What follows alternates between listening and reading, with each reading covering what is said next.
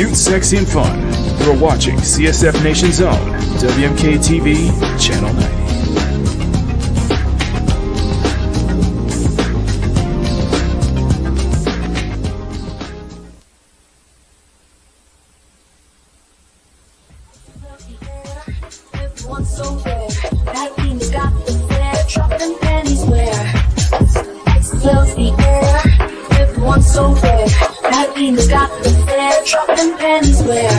It's flashing bright, turn it up all night. And it's like everything's so bright. You turn look around, dancing to the sound. And we hit the ground.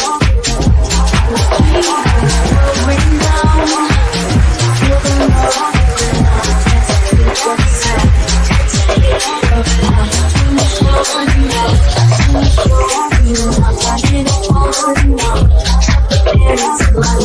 Everything's so right.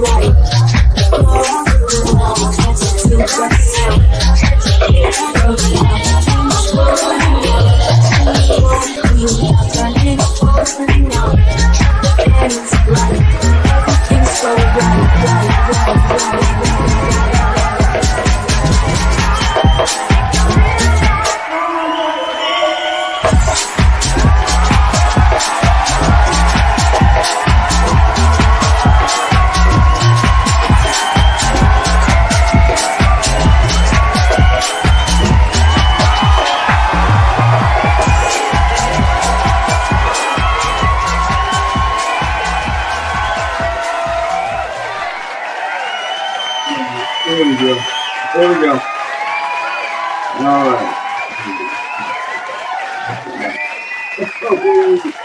All right. Back in here. Double check. Make sure my mic setting is set to the cast. There we go.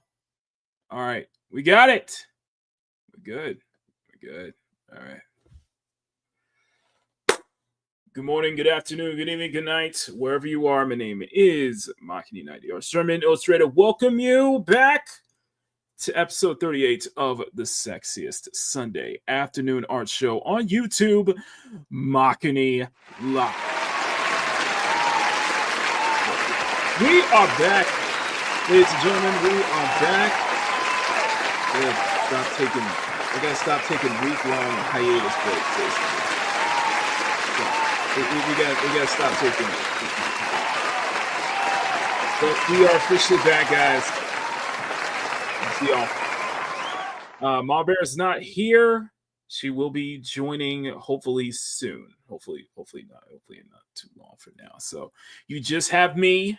But one thing I know how to do in my past 4 years of doing YouTube is making people entertained. So here's what we're gonna do today.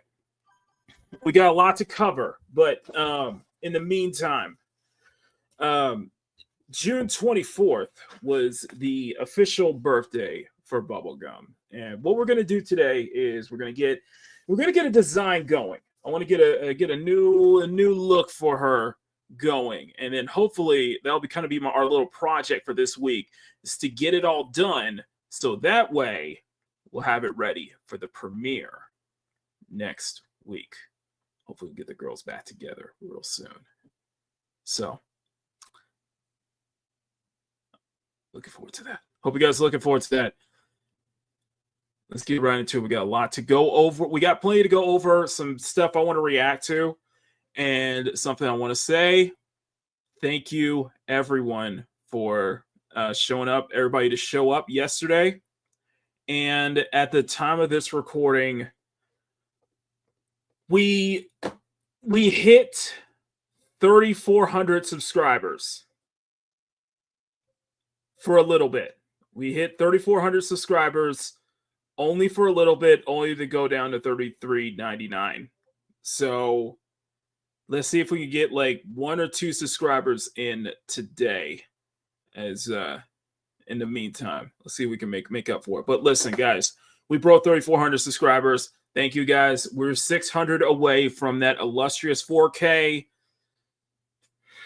3,600 away. No, 2,600 away from that illustrious 6K.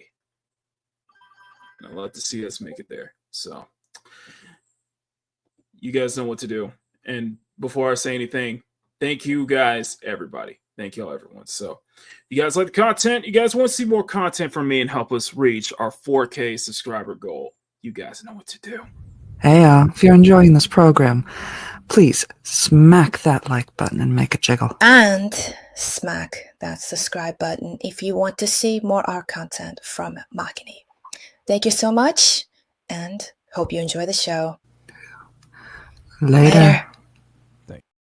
Back to making art content, though. But thank you guys so much. Smack that like button, make it jiggle. Smack that subscribe button, make it jiggle. Thank you for the 3,400. Take it away, Jellywig. Dangerous. Let's up those numbers! That's not good. Yeah, just saying. Let's up those numbers, y'all. Without drinking, by the way. Just saying. Anyway. Let's go ahead and say hi to everybody in the chat. You guys have been absolutely amazing. Thank you for everybody for being patient with me on this one. Really appreciate that. Power, good to see you with the Power News Network, and of course talking about guns. Recent performance of the Superman, and I think we'll have a lot to talk about next Sunday once the second week comes out for the Fantastic Four. So first steps beat Superman's opening weekend, not surprisingly. Heard some good things about it, heard some mixed things about it. It's a much better film, much better composed film than Superman, so not surprising in the slightest. Of course, they tried that whole Barbenheimer meme with that, but that did not actually go too well on that as well. So there you go. So awesome one. Good day to you, Ray Venkman. Good day to you. The whole this whole Skydance and Paramount thing has been very interesting because we saw Colbert basically getting fired, losing his job. I assume other late night hosts will follow suit real soon. And the Paramount Skydance merger seems to go through, and with South Park debuting a brand new season, basically ripped straight into it. So I'm very, very, very interesting to see how that turns out. So very, very interesting to see how that turns out, Punk. Good to see you. Emerald, good to see you. Thanks for showing up last night, Sean. Good to see you. Neo J, thanks for showing up last night. I did play a little bit more of Wu Chang. This morning. And what we're going to do tonight is we're going to do a second peak gaming tonight. We'll probably be at around 7 or so. And we'll just get some more practice in with Wu Chang and probably go over some more gaming news along the way. So I'll be doing 2 streams today. So come back here at around 7 p.m. later on. Speaking of today's show, we'll probably keep it short. We'll probably keep it down to, let's cut it off at around 3 hours. Let's cut it off for 3 hours. So we'll probably end it around 3 o'clock. Okay, yeah, Small Bear is not here. Hopefully she will be here. She had a appointment to go with her and Little Bear, and hopefully they will be here later on. So, and Sean's like, maybe when I'm so streaming, let's lower those numbers. Oh my god. Anyway, that's funny. That's dang. It's practically 6 p.m. for me. I know exactly. Okay, so here's the first thing we're going to bring up, and this is the censorship debacle. For those who have not been paying attention, for those who have not been noticing, I have been covering the censorship debacle for this past week, if not even more so. In fact, we've been basically talking about this for years at this point, and now everything is everything's bubbling up to the surface. Last night we talked about the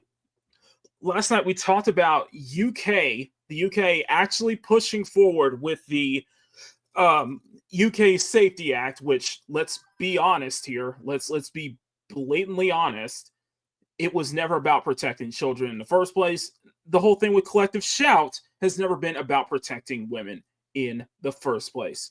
So one thing that I found very interesting, and I I saw this from Hypnotic. Hypnotic. Oh, subscribe to Hypnotic, by the way. He put this up earlier today, and it was a really good tweet. And I'm going to bring up Madam Savvy's Twitter. Listen, guys, if you guys really want to, if you guys really want to go talk about get into the collective shout, this whole censorship act, one of the biggest people who has been covering it day and night at this point is Madam Savvy. Guys, I'm gonna leave a Twitter. I'm gonna leave a link to not only Madam Savvy's Twitter. If one of my mods can come in and give Madam and leave and have Madam Savvy's YouTube channel, I would really appreciate that, because she's doing the Lord's work in regards to this whole censorship hoopla, and I am just kind of covering a lot of stuff that she's been putting out, a lot of the research that she has been basically putting out, in which she is constantly updating. Essentially, she is essentially constantly updating. Now, one tweet that I want to bring up, if I can find it, let me see if I can find it. Let me go ahead and share this up, because this brought a very let me go and share my screen real quick. I'm gonna share my screen, and I will, I'm gonna turn on some music too, so that way you're not listening to, absolute dead ass air from me.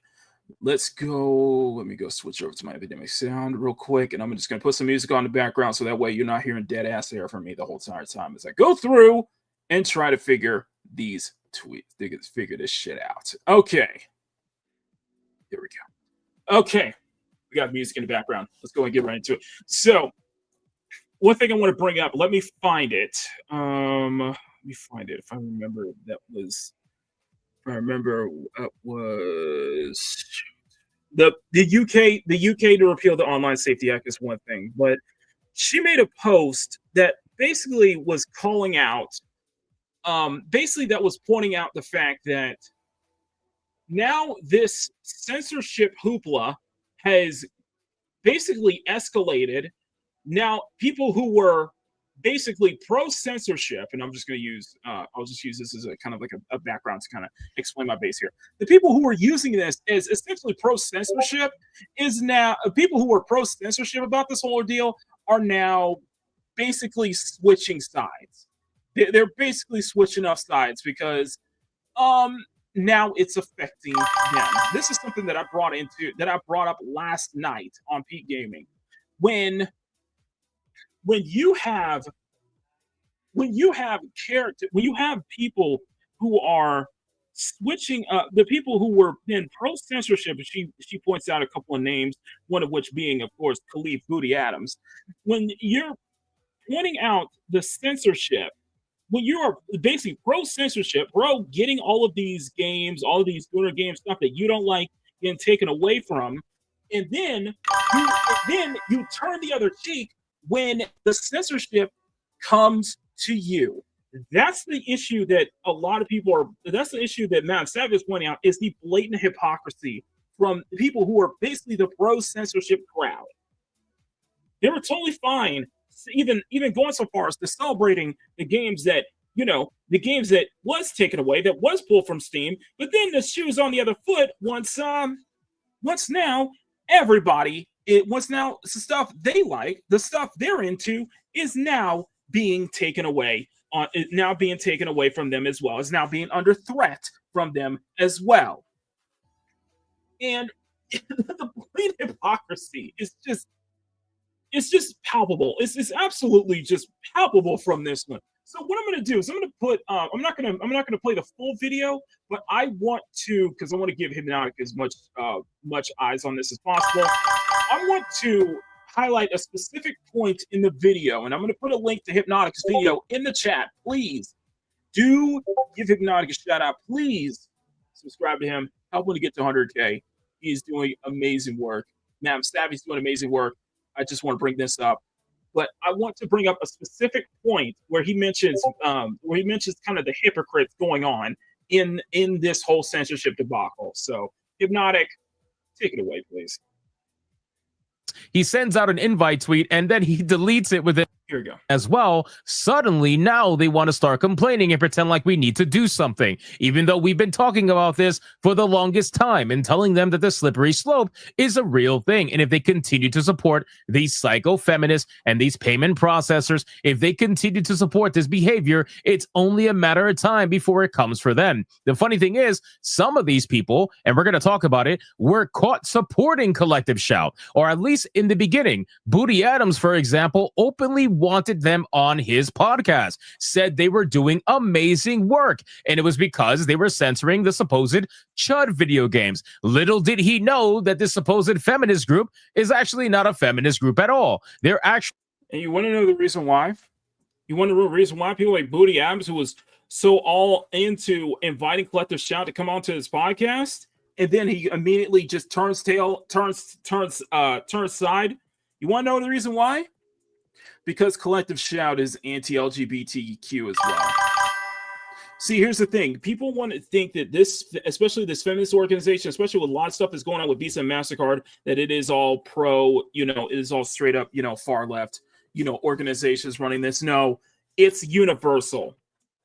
It's universal censorship. It's not, as I said last night, this is not a left or right issue anymore. It's gone far from being a left or right issue. The issue now is that it's censorship straight up. It's power, it's control. And it was totally fine at first when the our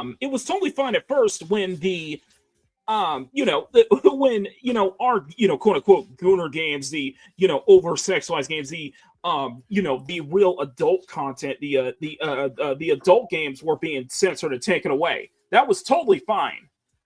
They were totally out here salivating over it. But then once the shoe drops on the other foot, because these people have no semblance of actual taking, learning to kind of stop while they're ahead, learning that they have so much. You give an inch, you give these people an inch, they take a mile, then they start coming after the adult rated LGBTQ games, basically. And believe me, there's a lot of adult rated LGBTQ games on Steam as well. So they started coming after that. Once those got banned, those started to get banned and removed from the platform, especially from itch.io. Then everybody's like, we need to stop this. We need to be all universal about this. I'm like, really? We need to be all universal about this when people like Savvy, people like Hypnotic, even myself, have been saying this for years at this point. And now all of a sudden you want to be, you want to be kumbaya here. We're all singing kumbaya here going on. We need to be against censorship. You're not wrong, but it's very funny how you immediately turn tail, immediately switch sides once it starts coming for you. That's the problem with censorship. That's one of the biggest issues with censorship, is that it comes for everyone. And once the people who have the power to censor and take stuff away, they don't know when to stop. They're basically deciding to be the moral arbiters for everyone else, no matter what side of the aisle you're on. I mean, I'm happy to see that. I'm happy to see that everybody's being universal, but we're not going to forget that. We're not going to forget the pro-censorship people who've been basically okay with this the entire time until it started coming for them. So it's hilarious. I find it kind of hilarious about this whole thing. Anyway, continue. Religious zealots that are out here trying to censor everything and get everybody to hate them, left, right, and center. And by the way, I would probably argue that we could probably argue that everything that happened back in 2015 with GG1, Anita Sarkeesian, and all that, and all their ilk was going on with this. That was probably one of the first signs. I would argue that this is also an extension of the Goonergate drama, when you had the right-wing religious zealots, the right-wing moral police, trying to shame others and trying to go after this same thing. It's basically an evolution of that to a larger scale. And now everybody's involved. Now everybody's affected. That's the thing you have to understand. Everyone is affected. Everyone's media is affected. So hence, I will not stop talking about this. So all of a sudden, when he finds that out, what does he do? He deletes his invite tweet. He invited them on their podcast. He sends out an invite tweet, and then he deletes it within 24 hours because he realized how stupid he looked. It's the most ridiculous situation. But in any case, people like Vita enabled Centauria's groups by dismissing gamers and their concerns. People like Booty Adams, who cheered for Collective Shout, who had to quietly delete his tweet after I called him out, and while calling him out, made a jab at journalism at him only for him to retweet a post implying podcasting and journalism are different, confirming that he saw me embarrassing him. People at Kotaku, Current Informer, remember they cheer on Collective Shout and called me horrible names for defending No Mercy. I'm glad that she's making. Of course, and I thank you for Matt Sam for pointing that out with Kotaku basically saying, basically going after her for defending No Mercy. Which, by the way, No Mercy was the first game that Collective Shout made such a public outcry that they publicly went out of their way to get this game banned on basically not just Steam but all platforms. And yes, I was more than willing to defend and No Mercy as well, because this is where it leads to. Because once they get a full sip, once you give them an inch, they take a mile. It's not a left versus right situation anymore. This is against moral Puritans. This is against people who clearly are doing this under the guise of protecting women, under the guise of protecting children. When you realize that is all a fallacy. That is all a complete fallacy at this point. Go ahead.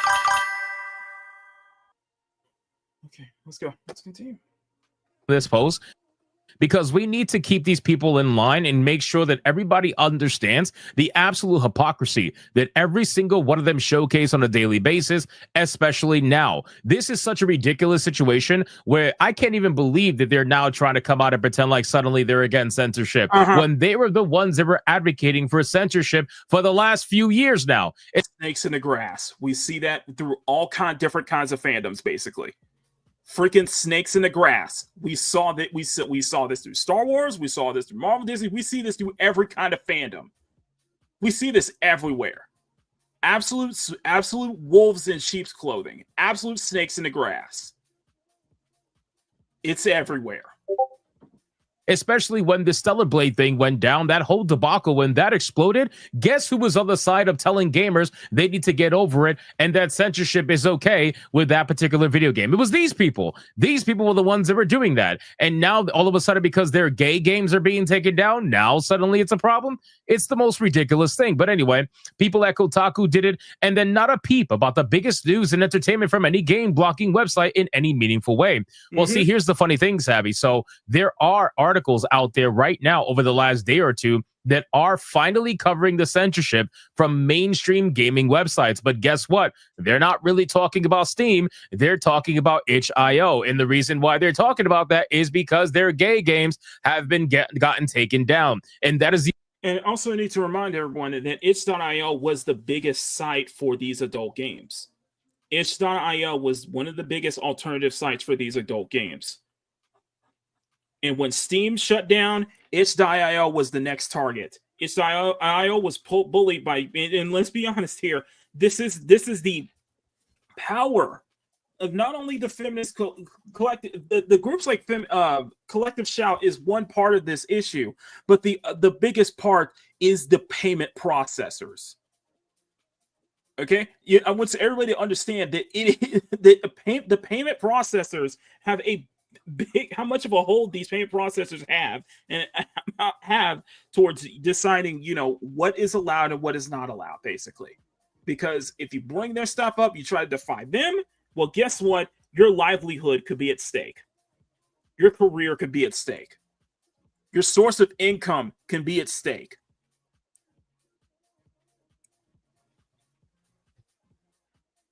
The only reason why they are now suddenly trying to join the conversation as if they always cared about it. So she says, remember them well. And when this is over, shame them completely and gatekeep them from what we will rebuild. Let them toil with themselves. You know what? I agree.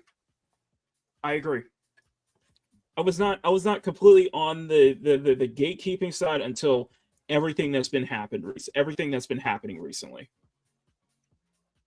And you know what? I'm more pro gatekeeping than anything else now, because it's the same thing it's the same thing we've been seeing with the whole GG2 Sweet Baby Inc drama.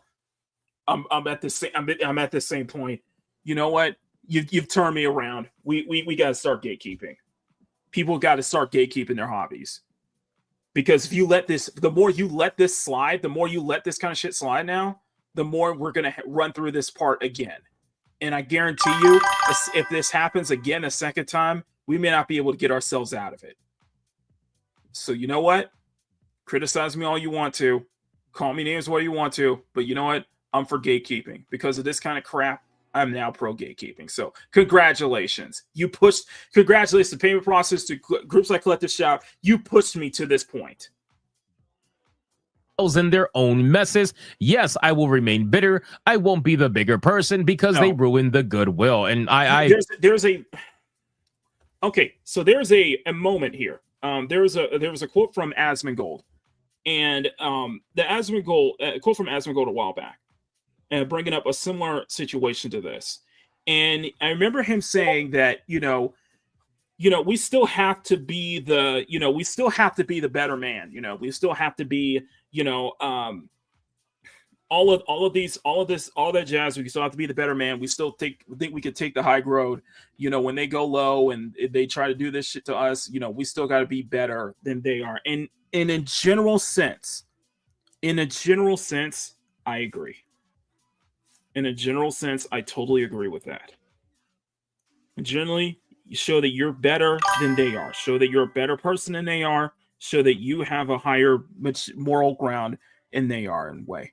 But however, there are situations where if they go low, you can't be blamed for going lower. I'm just going to be honest with you. If they go low, some people will go even lower. And honestly, you can't really blame them for it. If they really want to go that way, then fine. Then fine. If this is the game they want to play, then fine. We'll play this game. We'll play their game. And guess what? They're going to lose 99% of the time on it.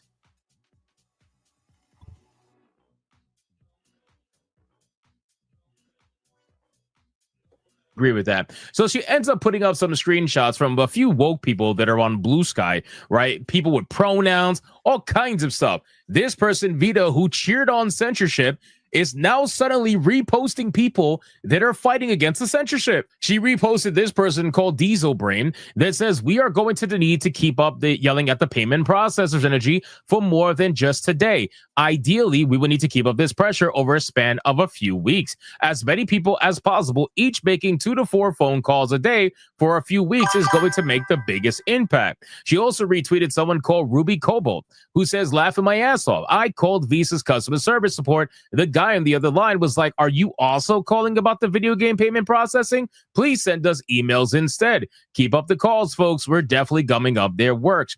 There's another screenshot here from someone called Super Dylan that says there is no acceptable sacrificial lamb to appease purity culture apparently now. Now we're calling it purity culture, all because the LGBTQ games got taken down. Whatever weird little pervert you are personally icked by should not be collateral damage in any discussion where essentially banks are vying to be the arbiters of morality so they can decide whose dirty, evil money they get to pocket. And the funny thing is, again, I agree with all of this, right? I agree with all of this. I agree that the payment processors should not be the ones that should dictate what you do as a grown-ass adult. This should not be... Exactly.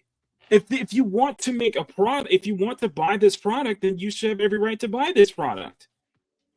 Because you're getting to the point where we're just going to have to desensitize and sanitize everything now. Every single piece of media is going to be sanitized. Every single piece of thing is going to be sanitized if people don't fight back against this. Oh, guess what? People are now fighting back against it.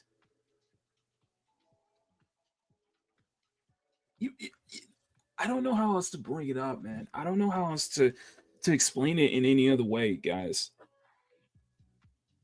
Now people are fighting back against it. And again, whose fault is it?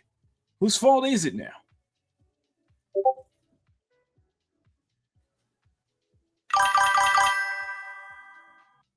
Now we're all universal. Now we're all singing Kumbaya now.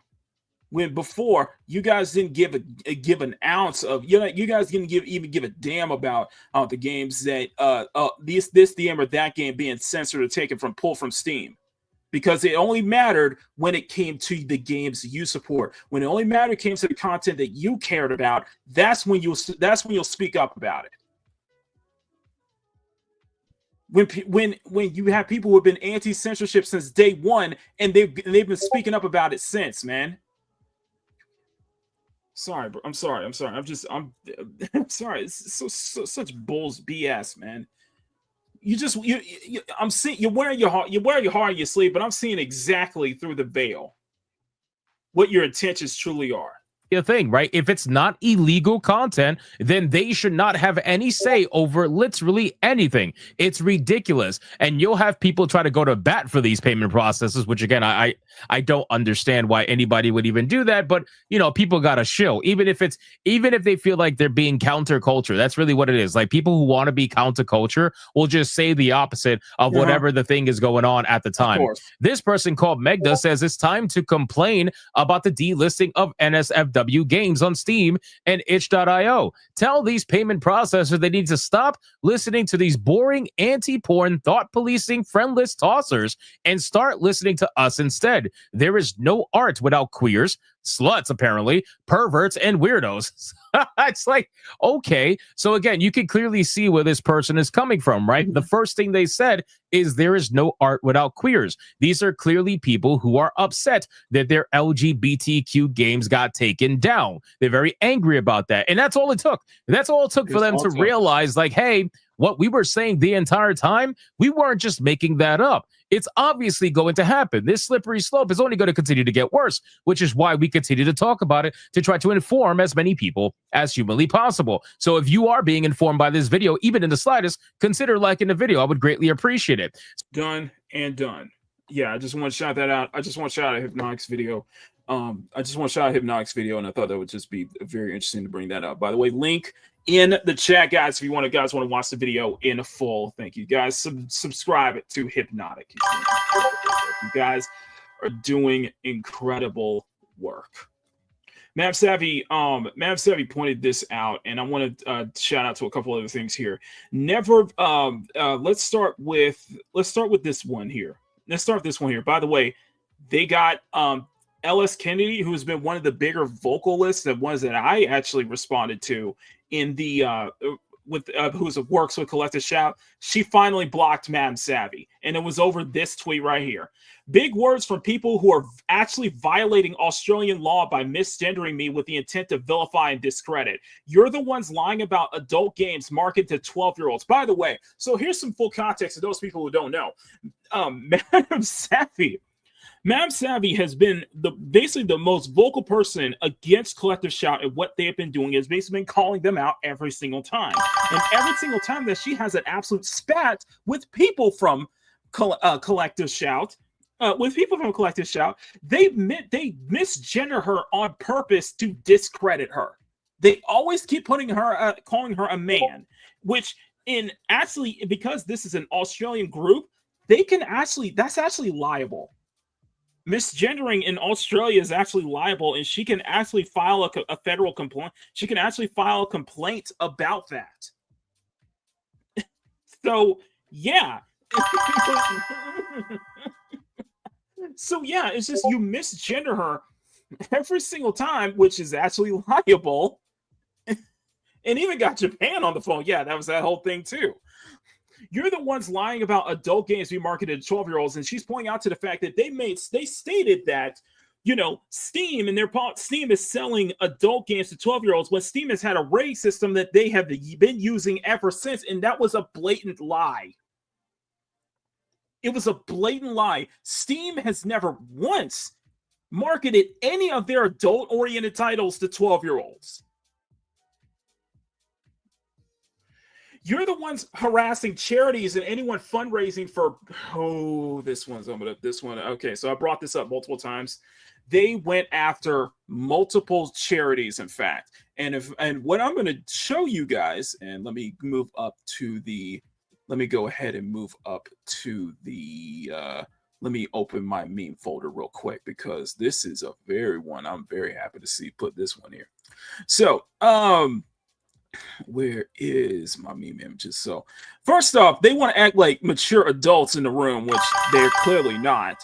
But the thing that I found very interesting with Collective Shout, and this was something that Madam Sappy, and I'm really hoping that I kept this file. Please tell me I kept this one. Please tell me I kept this one. I need to make sure I can't hold on to this file. But they have made, there was one moment where they said that Collective Shout have never advocated for advertisements never advocated against advertisements when there's a whole collage of them going after different advertisements such as makeup, such as lip gloss, even for a bakery. They even went after a bakery for having a promotional shirt that said the best buns in town. One second.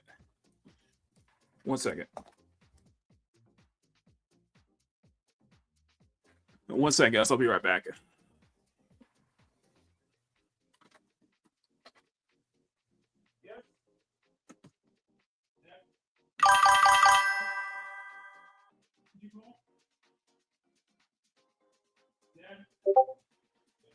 Did you call?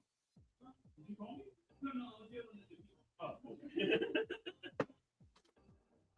okay. Sorry about that. Okay, sorry about that. So sorry about that, guys. Sorry about that. But no, they went after company, they went after makeup brands, they went after lipstick brands, lip gloss brands. They went after any brand that pushed for nudity and such like that, any ounce of nudity whatsoever. But the thing that was very interesting is that they went after a bakery, and I mentioned this multiple times. They went after a bakery for simply having a shirt that said the best buns in town, and quoted that younger people who was going to wear that shirt was going to experience sexual harassment. I'm like, are you serious? But the most glaring one, the most glaring one, and this one I think is unforgivable by any stretch of the imagination. I find this unforgivable. I find this completely unforgivable. So, I mentioned this on the Friday show. They went after Playboy. They went after the adult site Playboy.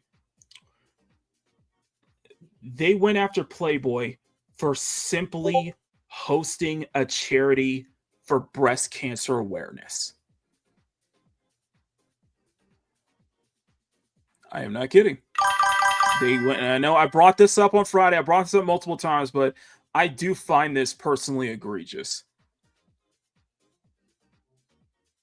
Just because they promoted a breast cancer charity, and because it's coming from a company that you don't like, would give you every sense to go after them too.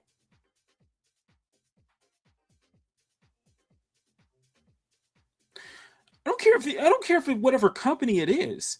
If you're actually doing, if you actually see a company that's actually promoting something that is actually a good for the cause, if they're actually promoting something for breast cancer awareness, then then yes, that company does have my respect for it, because that goes to a good cause. But Collective Shout doesn't see just the sheer irony in that. Collective Shout doesn't even see just the sheer hypocrisy in that. That it's only because it's a company they don't like, and that's why they went after them. Like this kind of shit right here. You know what? I'll give some outline. If you want to read the full article, go ahead. But it equates down to I don't like this company, and that's why we went after them. So because they did a charity, because they hosted a charity supporting breast cancer awareness, apparently that's, it's for a company I don't like, so let's go after them. I mean, really, and you're supposed to be the moral high ground? You're supposed to be the moral arbiters here? You're supposed to want to have more morality than what everybody else is?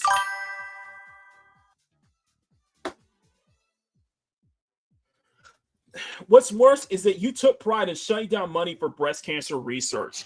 And the biggest one, and one of the biggest one that everybody had went after Collective Shout for is that you did all of those things, yet you defended cuties.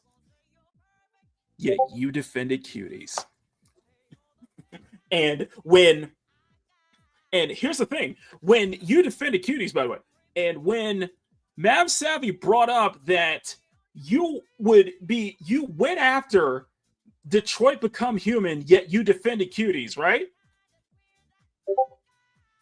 You notice the blatant level of hypocrisy. They don't have anything to respond with that, by the way. They don't have anything to respond with that. You defended cuties, but we wanted Detroit Become Human banned and refused to engage with anyone on why. Collective Shout is really a case of losers doing loser stuff. You'll never acknowledge women pushing back, and that's the biggest issue with groups like this. They will never acknowledge the women, and there are actually plenty of women who is pushing back against them. And they're in cahoots with the, payment processors. And she got blocked for it, by the way. And this clown right here finally blocked her for it. So, yeah. So, yeah. Oh, here we go. Oh, I love this. Oh, I didn't notice this one. Welcome to the internet. You're going to get fact check, and your lies about Savvy will catch up to you. Enjoy your community. Say Viper. Bruh. Jay, you know what? That's a Don DeMarco, sir. Sir. Don DeMarco. Sir, that's a Don DeMarco right there.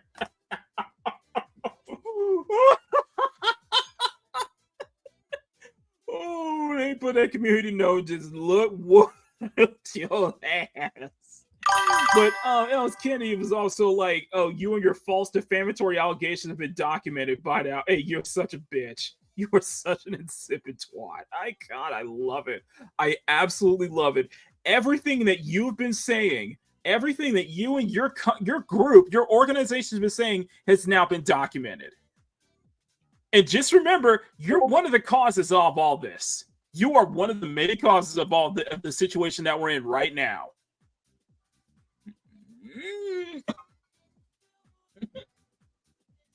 So, yeah, congratulations. Now, I want to switch over to the whole thing with the UK, the UK Safety Act, which, if you guys know, on Friday, the UK Safety Act has passed, and now it's affecting everyone to where we have to check IDs now. We have to check IDs to look at certain stuff now. Certain stuff is being purposely blocked off. It's even gotten to the point, like I mentioned last night, it's gotten to the point where now you can't use a VPN. You can't use a VPN anymore to bypass this. And it's a complete nightmare, basically. It is a complete nightmare.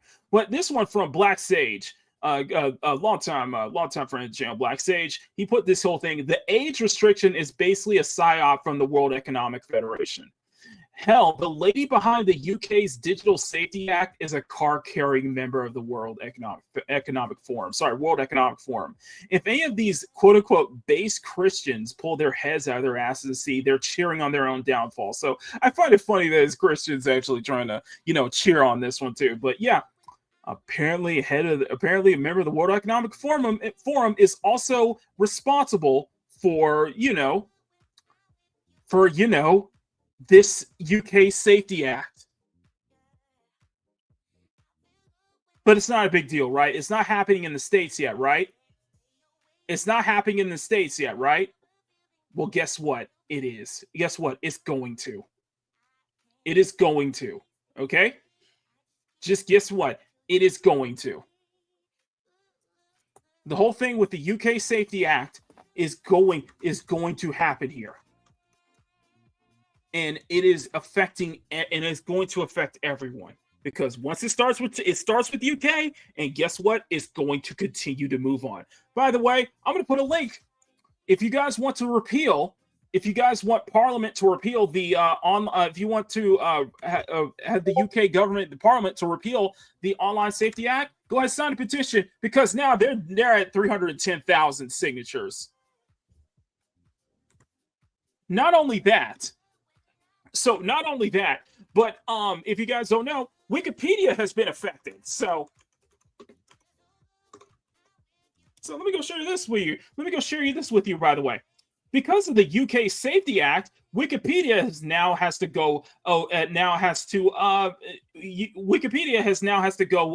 to lawyer up now. They have to file the legal push. And by the way, Wikimedia, the team behind Wikipedia, they're hurting for money. They've been running on a shoestring budget ever since. So this has come from Biometric Update. UK High Court hears Wikipedia's suit against Online Safety Act category rules. Web 2.0 is more than 2 decades old, but in many ways, the world is just beginning to reckon its legal and social consequences. Basic questions remain contested with... okay. Epistemological implications. I cannot say that right.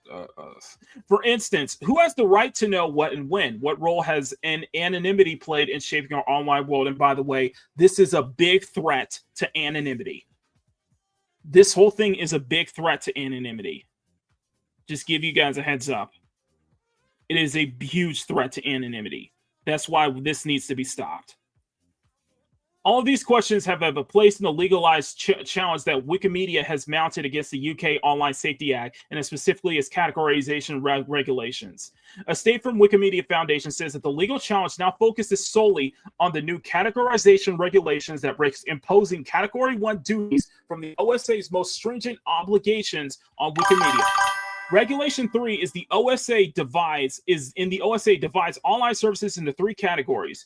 Category 1 covers those services that have an average number of monthly active users in the UK that exceeds 34 million and uses a content recommender system, or has an average number of monthly active users in the UK users that exceeds 7 million. It uses a content reminder system and, quote, provides a functionality for users to forward or share regulated user-generated content on the service with users of that service. By the way, they've already placed limitations and bans on anything that they dub not a part of, not, UK approved service. And that includes Reddit too. Everyone is affected by this.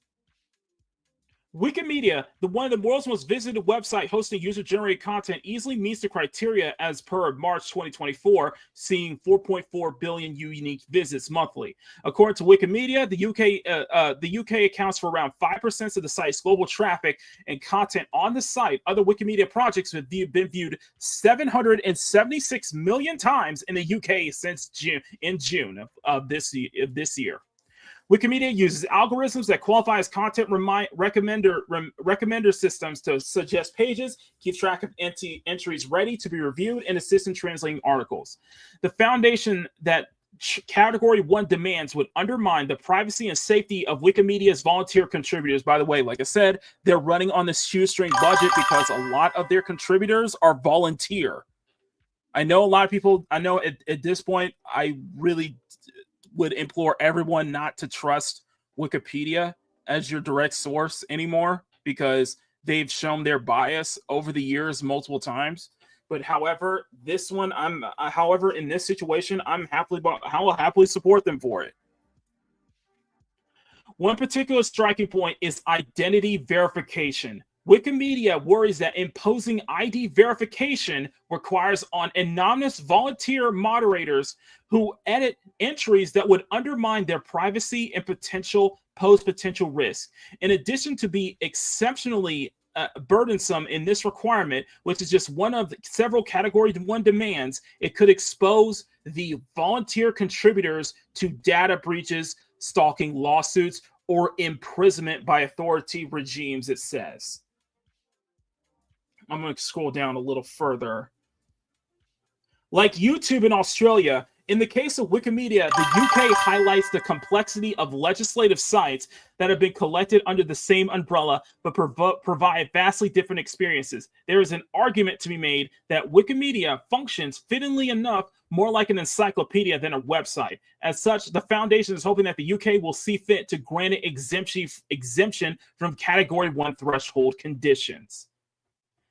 Quote, Wikipedia is the backbone of knowledge on the internet, is the only top 10 website operated by a nonprofit and one of the highest quality data sets in training large language models. We trust the court and protect Wikipedia, a virtual encyclopedic resource from resources crafted from the internet's riskiest commercial sites, and in doing so, safeguard the open internet for everyone. And Mudahar put this up, that the internet is kind of that last bastion of freedom at this point. You know, the internet is kind of still that last bastion of freedom for most people now.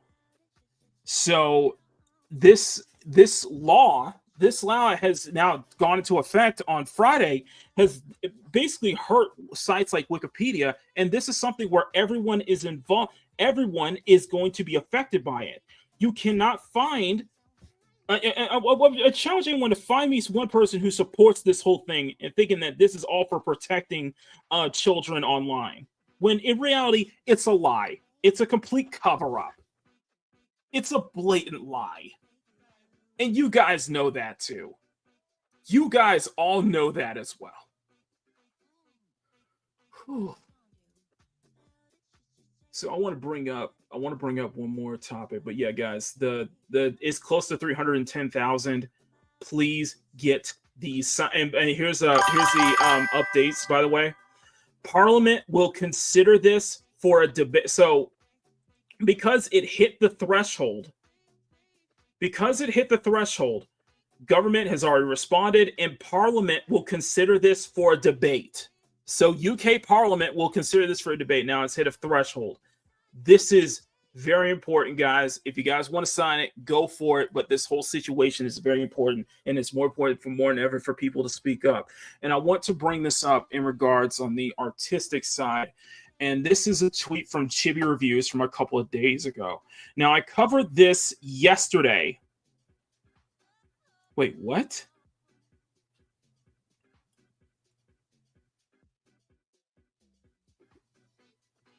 Hold on. Are you serious? America is trying to pass a bill entitled the Kids Online Safety Act, or KOSA. And the shocking part is that UK just made a law called UK's Online Safety Act. There's an active push around the world to censor the internet. Here's a link. You got fucking kidding me. Okay. So it just got worse. So things got worse. So this is the Kids Online Safety Act. Is there a text on this? Oh my god. Okay, so here's what I'm gonna do. I'm gonna put a link.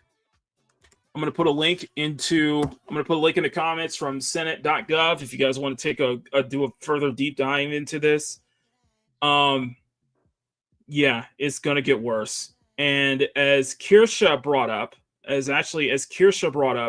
the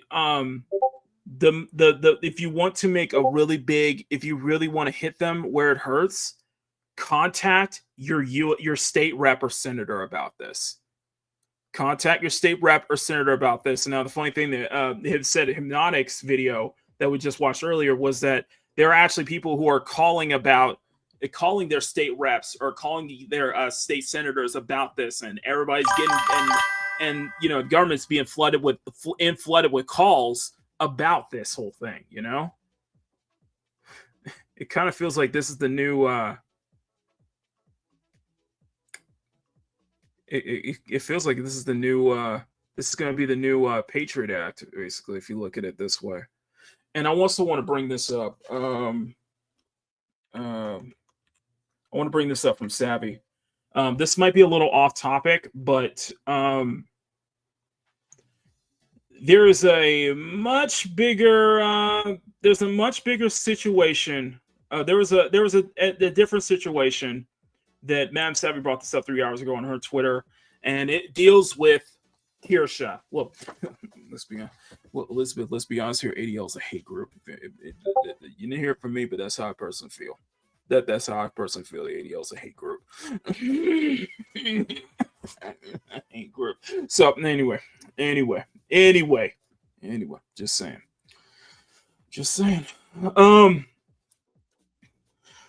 So Savvy brought this up. Anna Valens, the person who went after Kirsha, who went after that whole 3 hit piece statement on Kirsha. Well, when he did that article for Vice exposing Collective Shout, well, not only was his article taken down, but he was also fired from Vice, by the way. Yeah, the same person who was he wasn't fired for his 3 hit pieces on Kirsha, which Kirsha was willing to lawyer up because it was all defamatory. It was over questioning the actions of Collective Shout. So let's. I want to read this from Madam Savvy. This is from her on Twitter 3 hours ago. Never forget this piece of trash who had to be threatened with legal action to stop lying about Kirsha.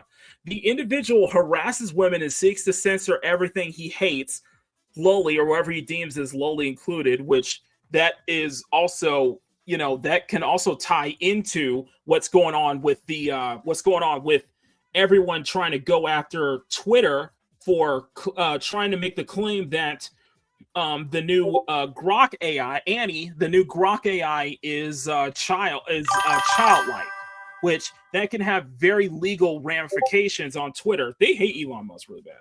And the way I look at the Annie AI is like, there's nothing about her that screams childlike to me.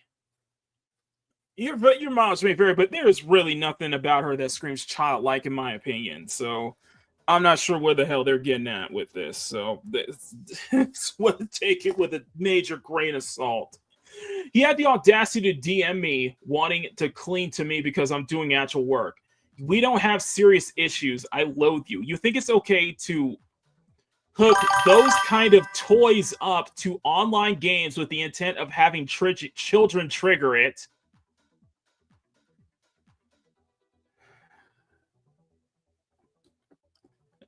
You know what? I know that's old news, but that shit still gets the fuck out. Oh! Ew! Dude! What the fuck? Yeah, I know that's old news, but I just cringed. Oh, I just had a gag reflex.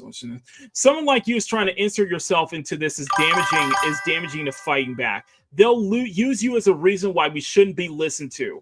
The best thing you can do is keep your mouth shut. Even would be a formal apology to Kirsha and everyone else. And she goes into a full thread. Because I think what Anna Valens is doing is trying to hook onto this, anti-censorship movement. And we all see him for the true vile human being he is. So he was blocked, by the way. You put Kirsha's life in danger and tries to censor her over 2 months. Put differences aside. No, I don't think I will. You tried to hurt my friend with lies and were given chances to apologize. You never did. Filth, absolutely filth. And you know what? Savvy, you're in Don DeMarco. You are in the Don DeMarco. Don DeMarco. And by the way, people get still mad at me about that. You know what? You're just gonna push me to draw Kirsha even more. I mean, she got her own billboard, by the way. She got her own billboard, and yeah, she is a colossal hypocrite. Anna Valens is a colossal hypocrite. So it's just funny like this. It's just really, really funny. is absolutely funny. But he won't be able to get. No, this is a everything. You're gonna see what we're gonna see with this anti-censorship push is you're gonna see the hypocrites come out and act like they have supported, being against censorship this whole time. You're gonna see the grifters. You're gonna see them all. You're going to see them all. So it's going to be very interesting to see more people point this out. Oh, yeah, people were mad at me. Oh, yeah, I had some people who were mad at me when I drew Kirsha. So, Kirsha. So, hey, when that whole situation went down, Sean. So it's not. So I'm basically, yeah. He wants the same thing, and Anna Valens just shows up. Anna Valens is it's just showing up, just shows that they're just snakes in the grass. You're gonna have too many of those snakes in the grass when the situation goes down. So when this whole anti-censorship situation goes down, pay close attention to people who actually are against this and not against this for their actual for only their own personal purposes when they've been pro-censorship in beforehand. Now they're trying to hitch a wagon because they know what way the wind is blowing. I'm telling everybody in the chat to keep an eye out for those kind of people. But one person I know who is very much anti-censorship as much as I am is, of course, my co-host. Ladies and gentlemen.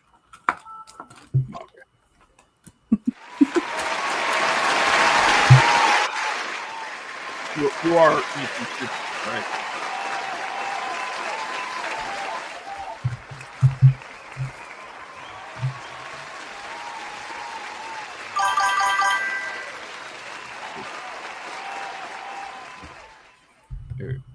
You are anti-censorship, right? Oh yeah. Okay. Because if you're gonna say no, I was gonna kick you out immediately.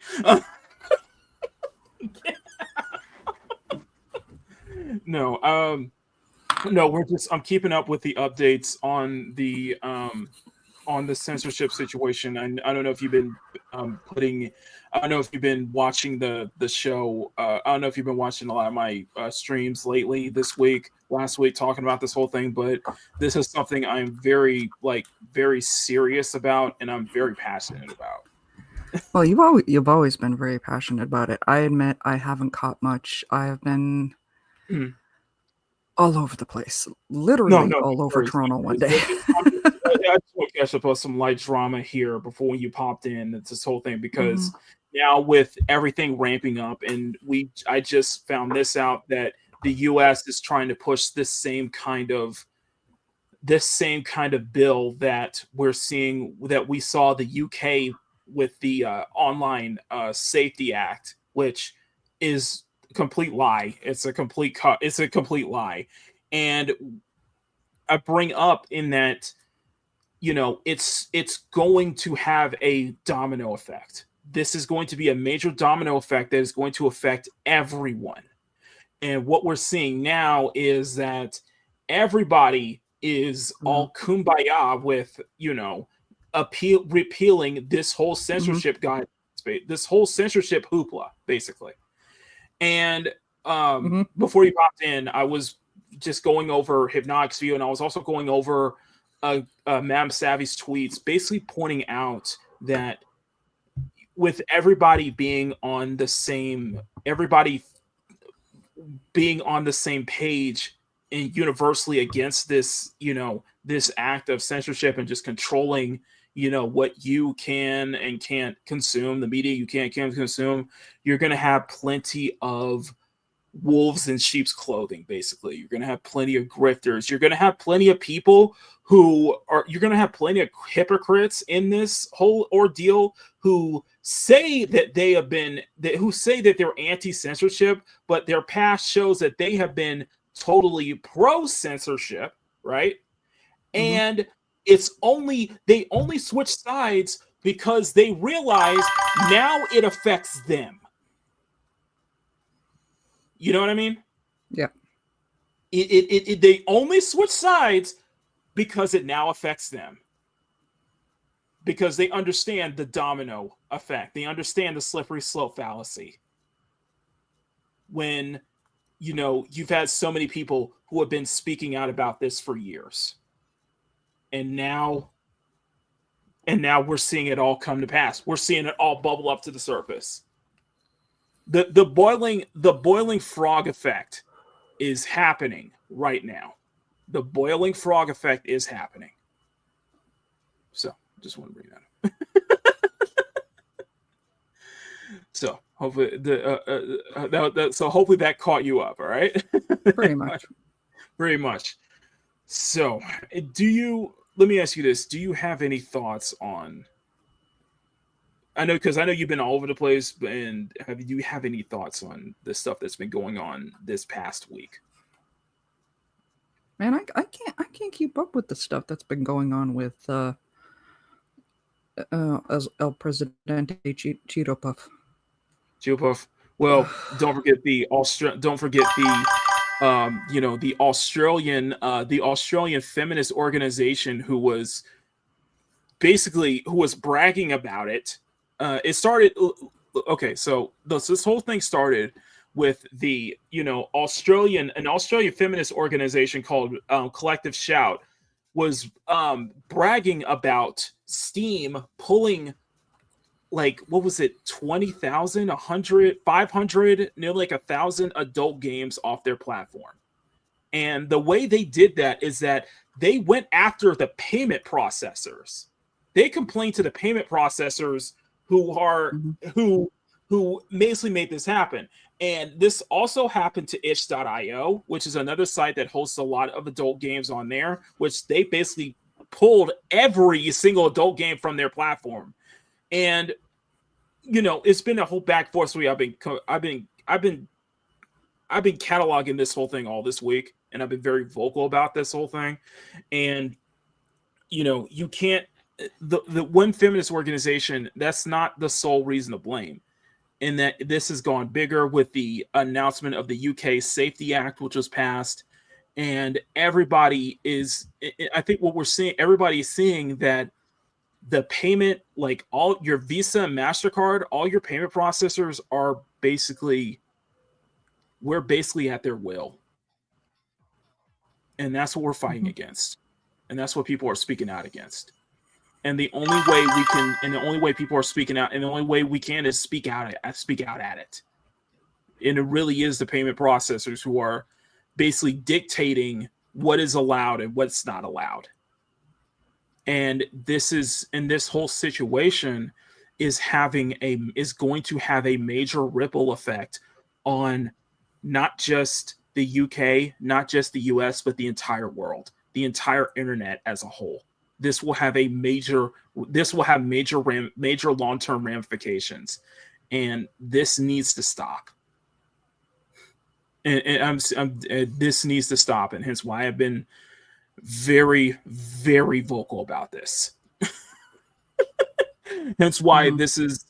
I treat this as a very serious situation, and I am going to continue to document this for as long as I can. For as long as I can.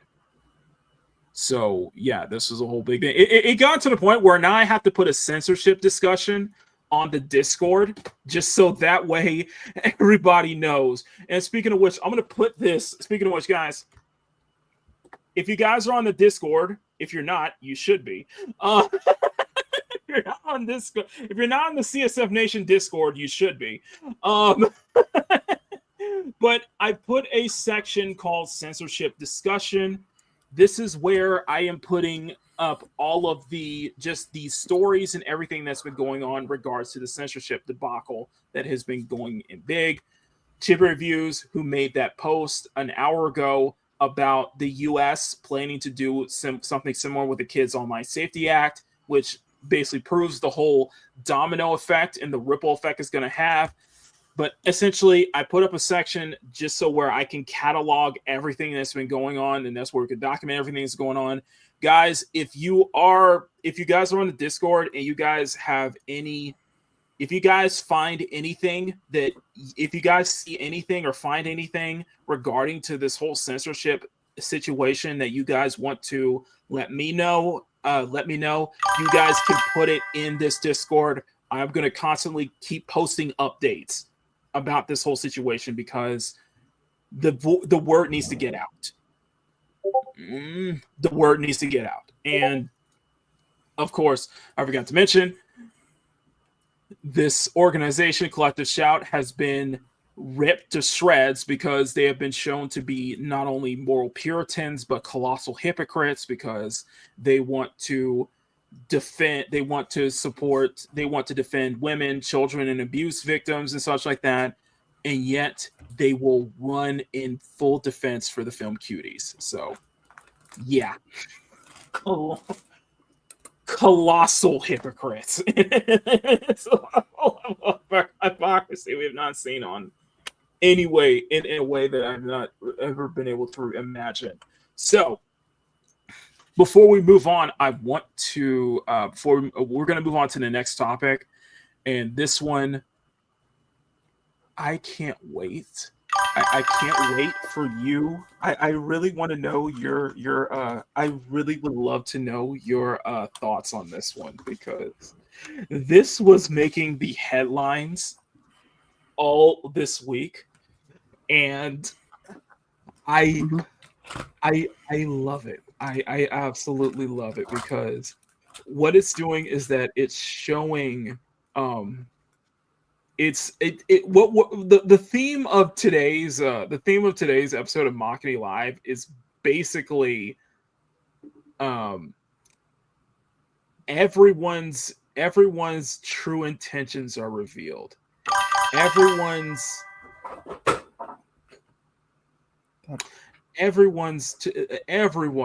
Everybody's true intentions are truly revealed and everything.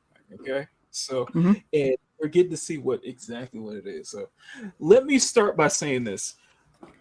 Marvin, have you heard of the app called T? No. Okay, it is a dating app for women, basically. Okay. And the T dating app is very interesting because women have to use face IDs. They have to use face IDs. It was made by a gay man, by the way. They have to use face IDs to, sign in. It was basically made for women. And when you have a dating app that is made exclusively for women, and when men are basically not allowed in, what do you think is going to happen? What do you think those women are going to be doing? Dating site that's only for women that doesn't allow men in. I'm understanding this right, correct? One doesn't sound like one for me. It sounds like it's lesbian only. No, it sounds like they're just going. It's basically going to be a catty bitches club, basically. They can go around talking smack about men all the time and such like that, right? Revealing personal. My first thought.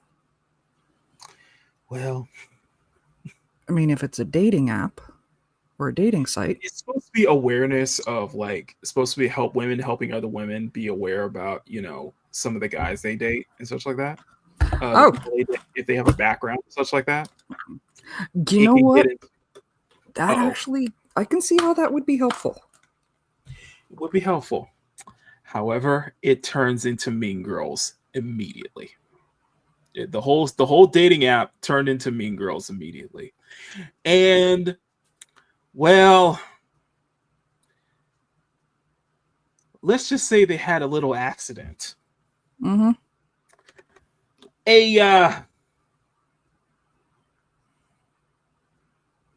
A data breach, if you will. A data breach. So let's go ahead and get into the let's go ahead. We're gonna have a react to a video too. So this is this is coming from CNET. And by the way, T app is the #1 app on it's the number one app on Apple and I think in the Google App Store. It's like one of the top apps on Google App Store, by the way.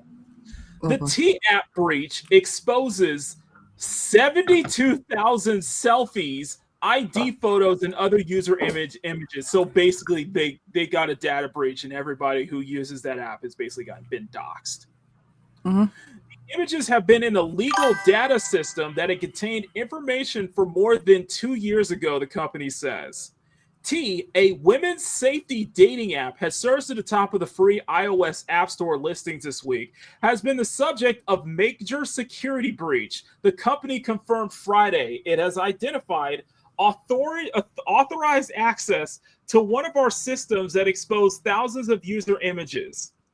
According to T's preliminary findings, the breach allowed access to approximately 72,000 images, broken down into two groups: 13,000 images of selfies and photo identification that people had submitted during account verification, and 59,000 images that were publicly viewable in the app from posts, comments, and direct messages.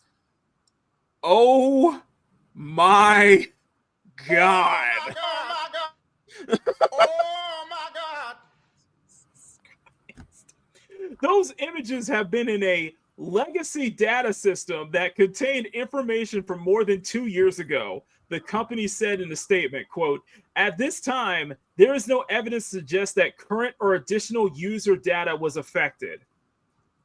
Earlier Friday, posts on Reddit and 404 Media reported the T app users' faces, IDs, and have been posted anonymously with online board 4chan. Now, it sounds like they're trying to blame 4chan, which 4chan had nothing to do with it. T requires users to verify their identities with selfies or IDs, which is why driver's license and people's of pictures' faces are leaked data. Yeah, you have to self-verify. You have to basically dox yourself, basically, to use this damn app. The premise of T is to provide women with a space to report negative interactions while encountering men on the dating pool, purportedly to keep other women safe, which seems to be a good cause and a good intention, but you know what they say about good intentions. The app hit number one spot on the Apple's US App Store this week, drawing international attention and sparking debate about whether the app violates men's privacy. If the reports of a breach turn out to be true, it will also play into the wider ongoing debate on whether online identity and age verification pose an inherent security risk to internet users. In the privacy section on his website, T says, quote, "T dating advice takes reasonable security measures to protect your personal information and prevent loss, misuse, unauthorized loss, disclosure, alteration, and destruction. Please be aware, however, that despite our efforts, no security measures are impenetrable." T said his loss of full investigation to assess the scope and impact of the breach. So, your thoughts, Bear, on this one? It's basically a gossip platform too. Let's put it this way: it is a gossip platform. So your thoughts? I know. See Ray Vegman saying here, this data breach will become more common for other sites with that new bill because it asks for verification.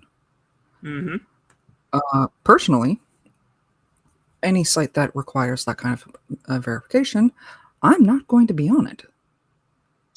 Pretty much.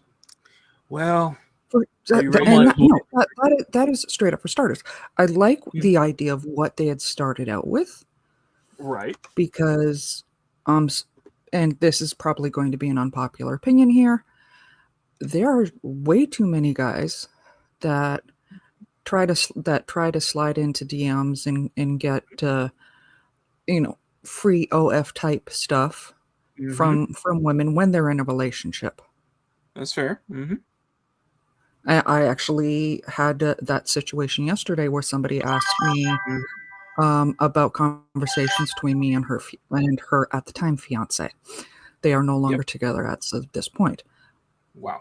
My interactions with him haven't been since October. I sent her all the information, and all up and above board. But I know there were, she knows there were others because she was approached by some people. Do I like the Right. idea of this, how this was? Yes. Do I approve of how they want the verification? No. Okay. And I will say straight out no. And any site that requires that kind of stuff, honestly, I don't think should be even entertained, because data breaches are way too easy to happen. Mm-hmm. I agree. Okay. So that's a good point. That's a very good point. Now Mhm. I'm gonna put a poll in the chat on which version of this situation would you like to hear from, chat. Okay. And I want you guys to put either 1 for Asmongold Oh God, no. or 2 for more Pegasus. I think Mama Bear wants to pick 2. I know you really get a kick out of him. I don't. I understand. I totally understand. I get it. It's just the only thing with Pegasus. The thing with Pegasus though is that he just does a just kind of like a full breakdown. Not it's a complete action, but it does break everything down to just kind of explain it. And for me, all the more reason to want Pegasus. Mm-hmm. Okay. Because it'll give you the full breakdown versus something that Asmongold, he does tend to be a little biased. Yeah, Yes. That's fair. It's completely fair. Completely fair. Okay. So Not we'll an do option, Pegasus. Clarence. So we'll do Pegasus. All right. Oh God, no, Ray, no. Okay, so let's before we begin, we'll use Pegasus. Okay, we'll use Pegasus. Now, before we do this, let me preface this chat. Chat. Let's act like adults here. Okay, let's be respectful and reasonable as much as we can. Okay. Mm-hmm. And this is going to be a hotly debated topic. So all I can say is from what I've been hearing listen, all I can say about what I've been hearing from this app, Mom Bear, is that this would not slide if it was the other way around. Mm-hmm. This would not slide if this was the other way around. With that being said, are you ready? T is an app that is the. Sorry, 1 second. Are you ready? Yeah. T. Sounds like it's ready. Yeah. All right. Okay, we gotta talk about the T dating app situation. So we're gonna go over what the app is, why it was made, the whole gender war situation that it's caused, why people are getting doxxed left and right, the absolute insane psychopaths actually using this app, and the potential legal liability for a lot of the people involved. Subscribe or you become EDP 445 on the T app. Let's up those numbers! Bruh. Bruh, you know what? You know what I was zipping, but you know what I was zip Mudahar. You know what?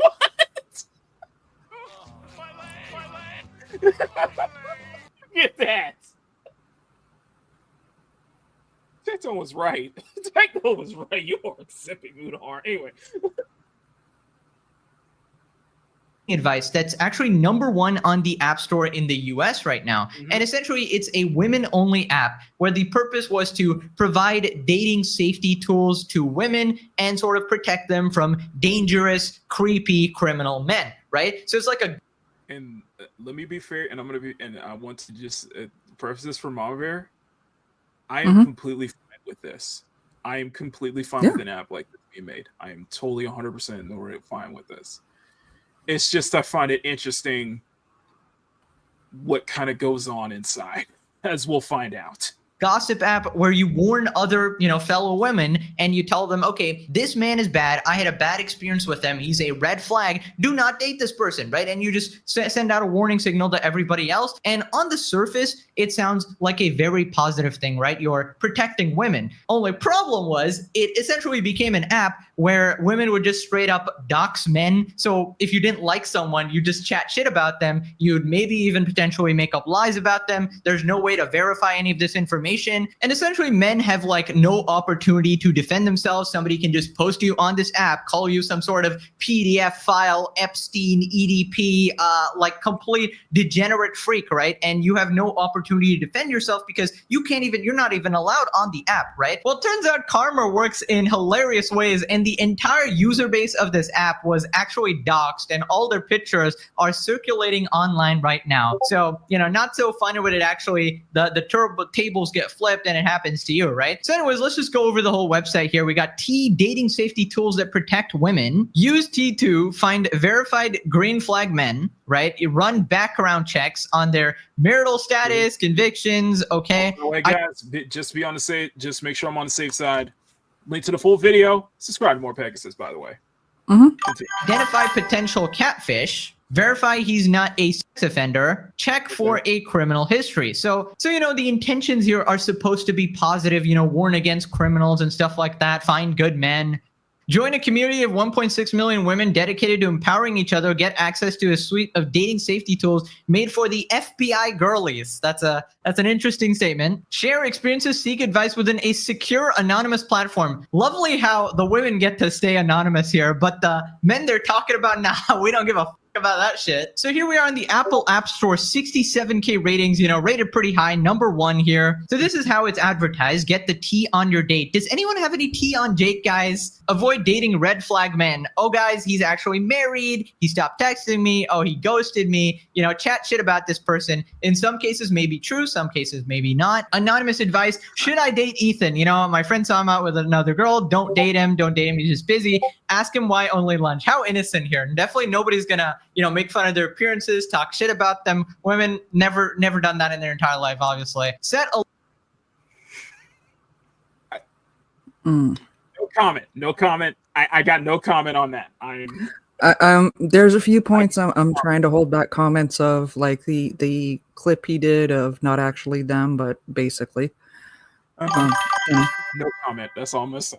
For those who don't understand, FBI girlies are those who all they need is like a name or a picture or something, and they can pull up frightening amounts of information on a guy. I've known a few of those. I am not one of those. I respect their abilities. I respect their abilities, but basically you respect their abilities, but they're clearly the kind of people that you do not want on their bad side. You do not want to be on their bad side, basically. Gotcha. Alerts for your man. Want a heads up anytime Jake is mentioned in your area. Right, so here we are on the About section. The reason they created it was actually a wholesome reason. Founder Sean Cook launched Tea after witnessing his mother's terrifying experience with online dating, not only being catfished, but unknowingly engaging with men who had criminal records. Realizing that traditional dating apps do little to protect women, Sean knew something had to change. That's why he built Tea and did nothing to protect men instead. Right, just from that. And like I said, the intentions are good. The intentions are good, and I completely understand. And I am completely for apps like this. I am completely for apps like this. It's just, it's a double-edged sword. There is a risk. Let's put it this way: for the intentions that there is, you have to weigh in the risk. You have to weigh in those risks. You know what I mean? The risk factor has to be applied here, and there's potential high risks for this, and unfortunately the data breach that's one of those risks. So that short introduction, we got big problems already, right? So the women who are posting the men on these apps, these men never consented to having their pictures put here or being talked about, being advertised to all these women in the city or whatever. And also there's the classic argument of, what if men had an app where they took non-consenting women, right? They talked about how ugly they were. They talked about how many people they slept with. Oh, don't ever consider this person as a partner. They've slept with 5 other people or something like that, right? And they called them psychos on this app, et cetera, et cetera. They made up stories about it. Obviously, instantly would be banned, wiped off the face of the earth, most misogynistic app ever, et cetera, et cetera. And obviously, it doesn't make it okay when women do it either. Now, ideally... Go ahead. That's called Twitter. And Instagram. Guys have no issue of doing it online on Instagram and Twitter. Touche. The amount of times I've been called a man on Twitter is disgusting. Oh, seriously. How? Your name is Mama Bear. How? Yeah. They'll put it in quotations, right? Mama.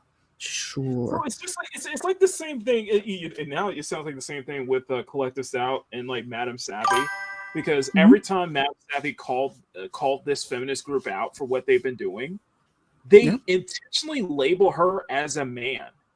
Yeah. Which, by the way, you know where the group is located in? Where? Australia. And Australia actually has laws regarding misgendering. So Mab Savvy can actually file a legitimate complaint. Nice. They file a legal complaint because they consistently did this to delegitimize what she's saying. So yeah. Okay. I see the questions in the chat about why don't they, like with Sean, why don't they use their FBI to find a certain list instead of worrying about Jake the F-boy or Galzerion here. Galzerion. You're not wrong. You're not wrong, you can see the slander instead of being hidden behind gender checks. From the woman's perspective, right? Let's look at approaching something, right? Like first dates, whatever. Whatever. Guy's biggest fear is they're going to get rejected, right? Girls' biggest fear is they are going to get killed. Yep. And I think this, as crazy as a lot of people make it sound like, I do think it is very reasonable. I think both sides are reasonable. And guys who turn out to be violently abusive start off extremely charming. You do not see it coming at the beginning. So this is why I think a site like this would be, honestly, if it was handled properly, it would have been brilliant. If it was handled properly, yeah. A great idea. If it was handled properly.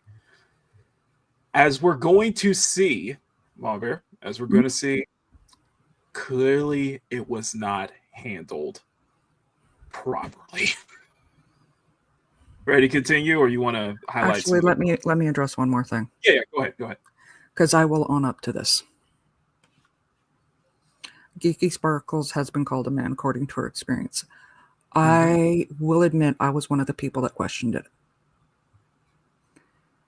When she showed up, it was freshly after a scenario with another person with the geeky name who was using that face app a lot. Oh, I know exactly who you're talking about. Yes. It was fresh after that. So a lot of us who heard a lot of the guys, including Maki, because everyone was falling for this. Exactly who you're talking about. This supposed female. And then Geeky Sparkle shows up with a very similar name and a very similar trademark. So a lot of us went on the defensive on behalf of our men. I did apologize for misgendering her. Yep, that's the one, Maki. Yep. I did apologize. It probably fell on deaf ears, and I completely I recognize that. Deaf ears might be the wrong wording, but I will admit I was wrong. Was it you never heard Geeky Sparkles? You never watched the Clownfish TV video, have you? No. After that whole interaction with, I backed off from Geeky Sparkles. Right. Right. No. Okay. That to be fair, we can't blame him for that. We can't blame him for that. To be Yeah, fair. it was fresh No. after. It was really fresh after Geeky Pixie, and I was like in Yeah, full protection mode of you and the other guys. And there Yeah, was, so for the no, record, no. I was not the only one. I'm the one that actually apologized. Though. There you go. Emerald is from a Emerald. That is some old Makini lore. That is some very old lore. Yes, Very, very old lore. it's old enough. The Queen's Council was still running. It was the perfect example. It was the perfect example of catfishing. Yes, An entire fandom. It was catfishing an entire fandom. Mm-hmm. Was straight up Because sad. yeah, Geeky Pixie, came off as like the fresh new hot female thing, and all of the guys were all over, and even the girls, we were willing to, like, we accepted her in until we found out what Geeky Pixie Had an was. Asian girl PFP. Mm-hmm. Wait a minute. Wait. Oh shit. What? I realize I have an Asian girl as my PFP. Yep, I know that. I have often referred to her as Cosby B. Oh shit. You guys know who I am. You guys know who I am, okay? Mm-hmm. I don't think, yes, I have an Asian girl as my PFP, but you guys see my hands here. You guys know I'm not catfishing y'all.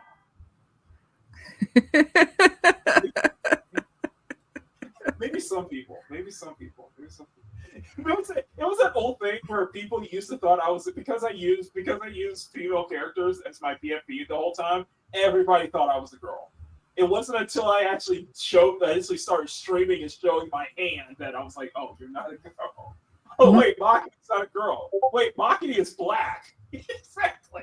You heard my point. By the way, Mama Bear, we are risking our stream right now. We're stream at risk.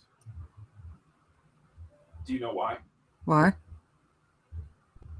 Yeah, we're going old school. Oh wow!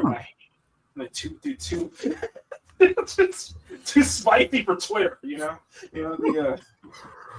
hands get me banned on Twitter. I'm just saying. I think my chat I think my stream almost buffed there. So YouTube maybe watch. Honestly, I thought for a long time too, Emerald, and I will own up to that. I was too. I'm very guilty of that. Yes. You know what? Not only did I thought you were kidding. Listen, no. See, I was the worst offender about this one. Not only did I think Emerald, it wasn't that I thought Emerald was a girl. I thought Emerald was white. Same. And I was like, oh, you're not. But it's the funny thing that whole. And I was like, Emerald, I am so sorry. I am so terribly, terribly sorry for me thinking that you were white as punishment for not knowing that. I gave myself an Okuyasu! I heard it as clear as day. This sick fuck said the N-word. I just remembered I have a meeting at 8:30. You're racist! Yeah, I felt bad when I realized that we had both mentally and race swapped Emerald. I would never question. Now I know because you use Noir as your PFP, which makes Or perfect gender sense. and race swapped. Because you use Noir. Yeah. You use the big titty Nikkei. You use the big titty chocolate Nikkei as your PFP, which I happily, which sir, you deserve my eternal respect. But, anyway. but yeah, it even happened to Maki in Jay the Concept stream. Because Jay the Concept, because of Maki's profile picture, and again, the name, Jay's like, well, thank you, ma'am, or something like that. And I'm like, and I was in there at the same time, like, Makini's actually a guy. And we'd love to have you on, you know. You know what the funny thing about that was? You know what the funny thing about it was? When What? that whole Mortal Kombat, that whole Tanya debacle went off, the reason I was probably called a pick me as well was because I was using Kiki as my PFP at the time. Yep. Yeah, they never call a guy a pick me. That's a girl thing. I was like, the fuck? It's just a gender thing. Let's continue. Okay, one second before we continue. Ray says you should have just played the long con and played along to get women to get, twice as subscribers by not saying anything about it until someone points it out.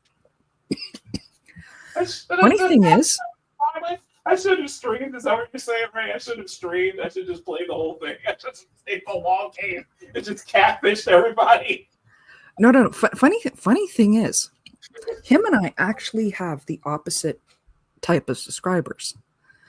My channel is very heavily on the male and light on female. And ironically, he has a lot of female subscribers. I think you have like more females than males. But I'm basically a Gooner content. Basically, I'm a Gooner channel at heart, so I'm basically far more available to my male Gooner demographic. And Sean, it was Maki that got confused. It was me that got confused. Yeah, Jay the concept confused Maki, thought Maki was a female. I was there when it happened. He apologized for it like right away. He's like, "Oh my god, my bad, guy." I got like 2 people. So you got Bree, Sean. You also got Bree as your moderator. So you yeah, I know he's got me. He's got Brina.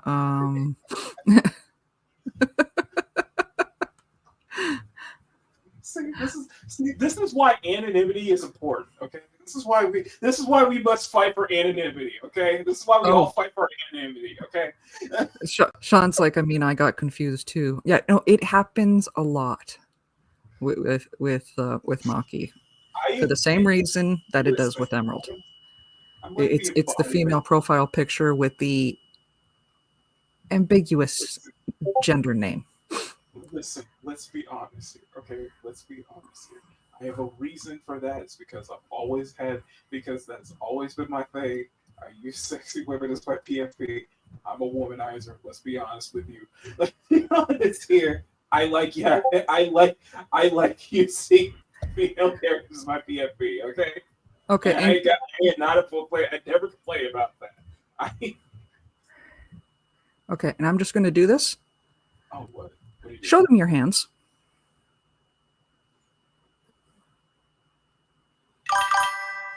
He has fabulous fingernails. He has better fingernails than I do. And I'm always massively jealous about it. I don't think that helps for the record. I feel like you're putting my masculinity in question. No. I'm just wicked jealous of how well your fingernails grow.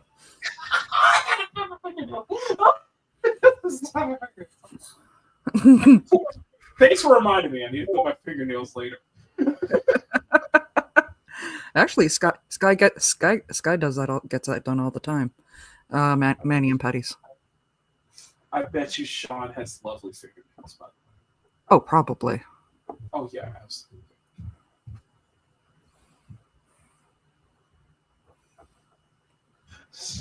I'm just waiting for the. I'm getting Sean. Sorry, Sean. This my apologies. Okay, my apologies. Son. I just think you have lovely. I like to think that you have lovely fingernails. So, pointed. That's fair. Also, Sean, just Sean, here, just for you.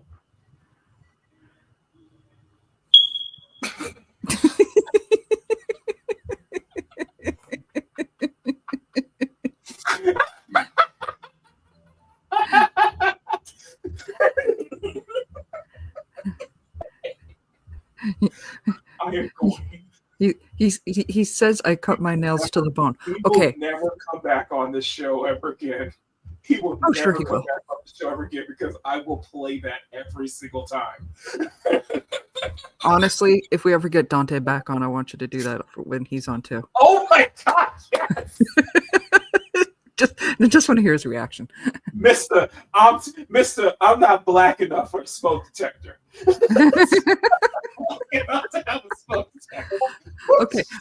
Okay, I have to ask the question to you in the chat while I'm looking at the word. Sean's alternative to the N-word seen here. I love it. But for me, it brings to mind some small fuzzy creature that would be a Saturday morning cartoon. Am I the only one that sees that? I don't need long nails. I live in New York City. See, man, fuck you. Let's continue. Let's continue. Obviously, everybody sort of uses this app perfectly, and they only talk about very heinous criminals, but obviously it's not going to be used that way. It's going to be a bunch of vengeful, petty, gossiping girls who just want to hate on men as well, and then they'll be mixed in with some people who genuinely just want to find a good partner. Anyways, turns out Muda actually made a video on it, and he goes over a couple points here, starting with how do they actually verify the claims being made here? Now, I tried to see if this was verified anywhere. Like, does T do any form of verification on a lot of the claims that are made, or does it just outright spew whatever bullshit that anybody wants to post?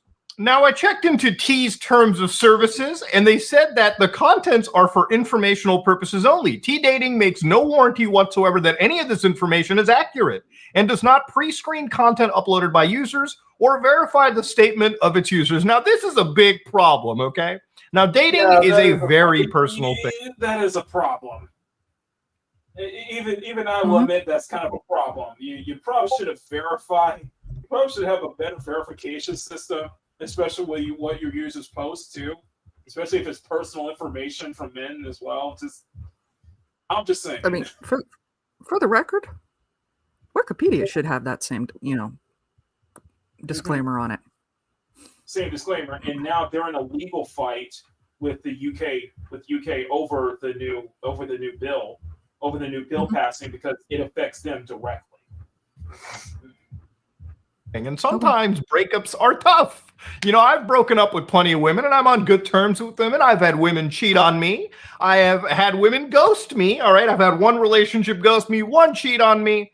One I'm on really good terms with, and one that I just don't talk to, okay? And that's just, that's how relationships work, okay? Breakups can be messy, breakups can be amicable, breakups are just things you want to move past as soon as possible. Now, if somebody on this application says that, oh no, does anybody have the tea on Jake? Well, Jake's really good at making martinis. His speciality is a roofie colada. Now, of course, at that point, you might be like, whoa, I better watch out for Jake. But if tea is not... Yes. Okay. First of all, wow. And they say check your mic. You do sound like you're streaming from the bathroom again. Okay, switch. Why just switch over? What the freak? Wait, what? Live from Makini's bathroom. Reminder, please bully the unpaid ghost concept artist for Concord Studios to watch Meteor Man and Make season 1 and 2. It's simply me. P.S. Talk about this TV.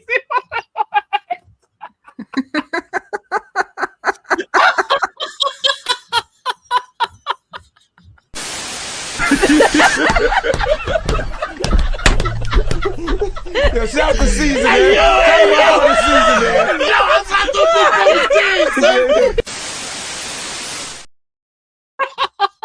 Clarence, what the hell are you talking about? Thank you for the $20 super chat, but what the hell?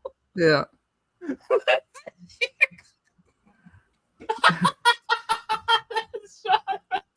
Oh, they meant to have a fight. They meant to have a fight and shit.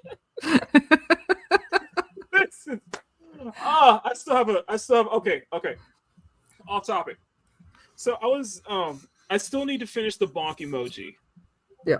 But I am thinking about the next channel member emoji would be absolute cinema. We need an absolute cinema emoji.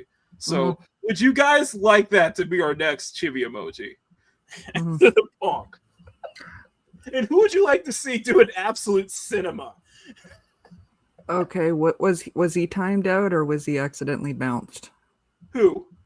I'm seeing Grumpy go, "Oh my God, Clarence, I'm sorry, I was trying to comment on your chat." Oh, Grumpy, you did not do... Clarence? I've done it Clarence? before too. Paging Clarence. Clarence, line 1. He might need 5 minutes, I don't know. Can you please comment in the chat just so that you know you weren't like timed out or anything, please? Okay, now I have to check the chat. Yeah. No, I see Clarence's recent comment at 1:51, 7 minutes ago. Just comment remove, not timeout. Okay. Wait, who removed? Grumpy did it by accident. That's okay. Grumpy! Figure slips. Grumpy! I can still see the comment, by the way. But yeah, Grumpy, we can still see the comment. Grumpy, you should... You know what? Oh, Clarence removed it. Wait, Clarence removed it. Wait, did Clarence remove the comment? I don't know. Clarence, why did you remove the comment? I want to see a fight between you and Sean in the chat. I was like, I wanted to see that. I was like, oh. I want to see a fight between you and Sean in the chat. I was like, oh snap. Oh snap. Here we go. He was trying to reply. Okay, all right. But thank you for the $20.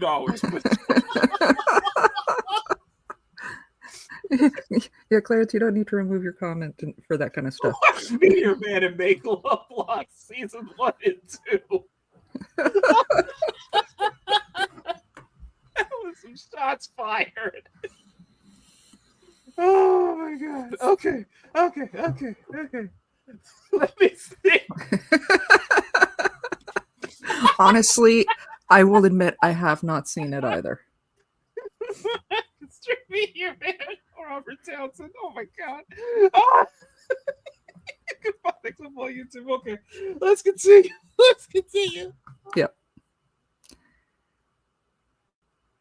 A court document or a police report, or I don't know how they're verifying some of these things.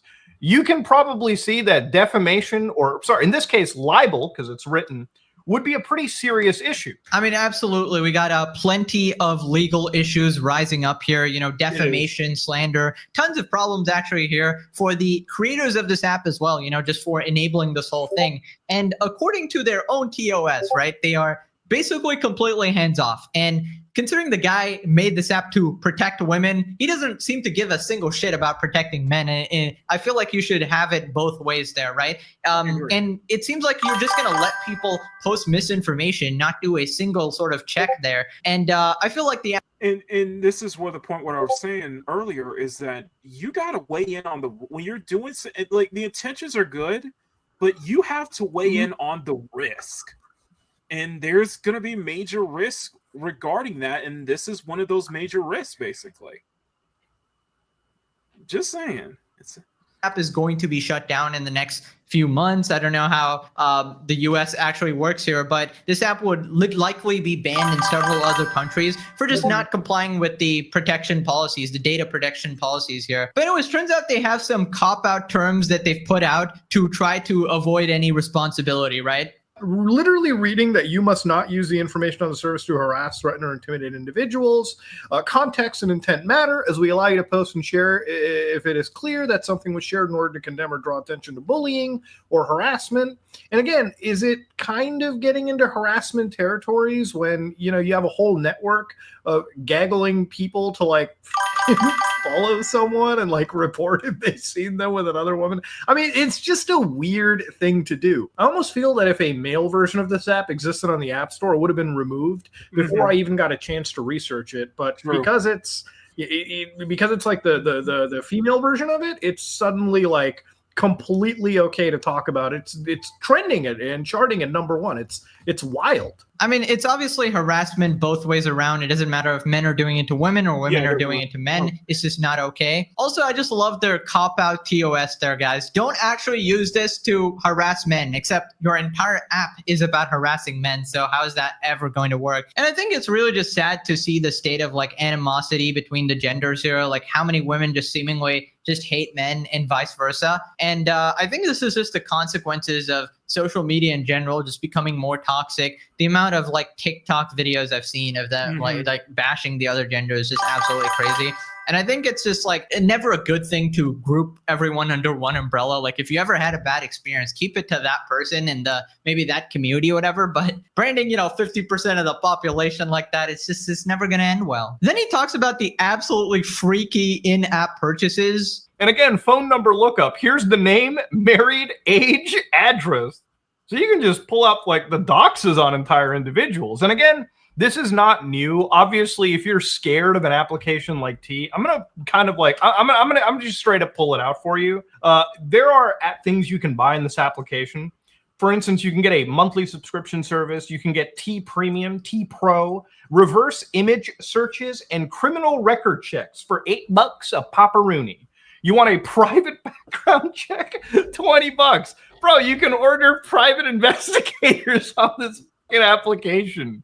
That's crazy. That's insane. Can you imagine just like, look at me on my innocent little T app, toodaloo, toodaloo, just gonna hire my local fucking hitman to come to your house and assassinate you. Hire my local PI to look through your window real quick, What's that, an extra $20 that I can literally blow up your house? Hell yeah, sign me up, dude. Also, I find it really creepy that they're literally advertising that you can look up someone's name. I feel like that's just fucking insane, isn't it? That's just sort of incentivizing women to be completely batshit crazy. If some woman feels hurt on behalf of another one, they'll go to their house, start harassing them. You can never tell, all right? A lot of these people are completely nuts. So I don't know. It's not going to be anything like if you had a man version of this, obviously a lot of them are going to be insane. So it's not going to be any different for the woman version either. Now, it turns out they actually do have a security feature here, guys. Their elaborate defense here is that you can't actually screenshot on the app. A foolproof method that prevents any kind of nefarious behavior. Protects everyone, obviously. Now, of course, obviously, how does a man sign up for this application to verify if the claims made about him are not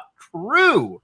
You can't, okay? So, for instance, I decided I'm going to fire up the T app.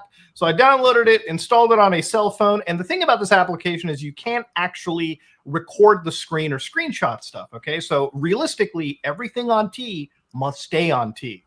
And of course, this is a great method, but it really is completely defeated by the other method, which is record your phone screen with another phone, and then you can do whatever you want. No way you just did that. My greatest line of defense is gone. He got past the screenshot. Exodia, obliterate. It's invincible. It's impossible. Dude, there's no way. Are you telling me I can pull out another device? No fucking way. That's some Archimedes, Socrates, Plato, Aristotle. Dude, my brain is fucking ascended. How did he possibly think of that? There's no way any user would ever have thought of that, man. But yeah, jokes aside, what an absolutely pathetic way to say that you have some sort of a defense from this information being spread. Everything definitely stays on the T app, guys. Nobody's posting this shit anywhere else. That shit's about as secure as Frogan's fridge. Now, it turns out the app actually got hacked and like all of the user data was leaked, including stuff like. You got to stop with the Frogan flashbangs, man. Come on. Sorry. No, but it's fun and interesting that you can't screenshot this though. You can't screenshot this, which, like I said, I find that to be a double-edged sword. If you get my drift, my bear, I find that to be very much a double-edged sword on that front, because that can open, especially when it regards to a situation like a data breach happening, that can open up a whole can of worms, basically. And let me be fair about this. I would be saying probably the same thing if the roles were reversed. If it was a men app doing this, same thing about women, I would definitely be saying the same thing. because this ain't helping anyone. I'm gonna be honest with you. It's a good intention, but if you're not aware of the risk that are coming with this, you ain't gonna help anyone. If anything, you'll probably you'll probably be sparking a divide. That's just Dr. me. Monster. That's just me. Your thoughts? Just before we move on. Other than hey, Dr. Monster, I don't know. Okay. Yeah. Nobody has ever Driver's spilled licenses. in Now the the company's claiming like the data is like old or whatever, but it doesn't change the fact that a lot of people seemingly just got doxxed here. Here we are on Twitter. The driver's licenses leaked today from the T app have been uploaded to a searchable map. This may be the worst PII leak I've ever seen. And we got holy.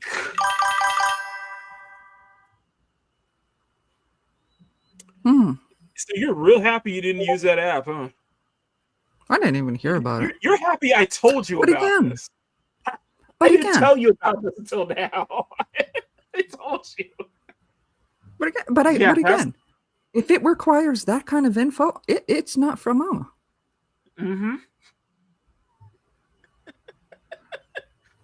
Ooh, that's, by the way, what we're looking at is the data breach and over 73,000 pictures, 13,000 like accounts and such like that. And in every single square, it's kind of funny that it comes from every square state. But I'm noticing that a good most of this is in the Midwest. Yeah, it does seem to cross over into. It does seem to cross over in Canada too, because I know where that line is. Yeah, a good chunk of this is coming in the Midwest here, heading to the East Coast. And I've noticed it ain't going that further down into, southern New Mexico, Arizona, and Southern California. I'm not saying anything. I'm just saying, You don't find that suspicious? You don't find that suspicious? You don't find that suspicious? I'm just saying, that's a little sus. Okay, question. Yes, question. Yes. You see that one white little empty space right there? Where? Not far from California? Yeah. Up. Yeah, further up. Yeah. Yeah, that's why I was bringing it up. I just brought that up, yeah. No. Further up, like the side of California, not towards the base. Right there. What is that? I want to say that's like Nevada and like Utah. I think that's too high for Nevada. That's too high for Nevada. It's probably let me look at the map.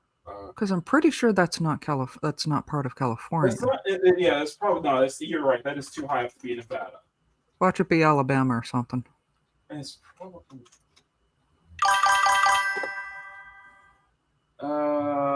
looking at the map.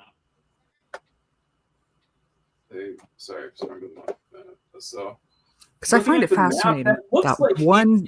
Because so Nevada would be here. So that spot would either be like Utah, Idaho, or even Wyoming. Or that might be Utah. Probably Utah. Jesus.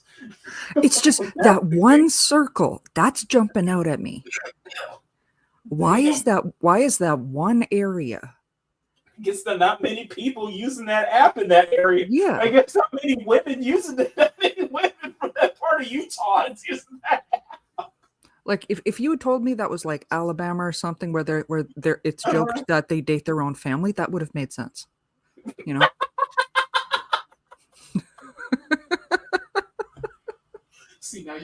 Now, Mama Bear. Now, how dare you? How dare you give me that idea in my head of a tea date app when it comes to Sweet Home Alabama stuff? Come on now. I don't know what you're talking about. No.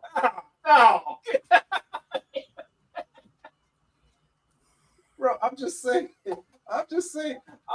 Listen. The thing that points out to me is just that you notice how there's so much grouping. Let me. There's so much grouping in this area. Oh yeah. Well, There's that's so much here. well, that's like New York, New That's Jersey. You know. I just find it sus. I just find it sus that there are a lot of registered users in the Midwest, between Ohio, Pennsylvania, Illinois, Wisconsin. A little further up is even you probably get into your Providence a little bit. Oh no, I can see it's well into well into mid Ontario. You've guaranteed got Montreal in there. It's all along like the major populated cities in Canada as well, that all like hug the border. Oh, the rest of you, damn, this is. I was like, damn, does the Midwest have that many candy bitches? Damn.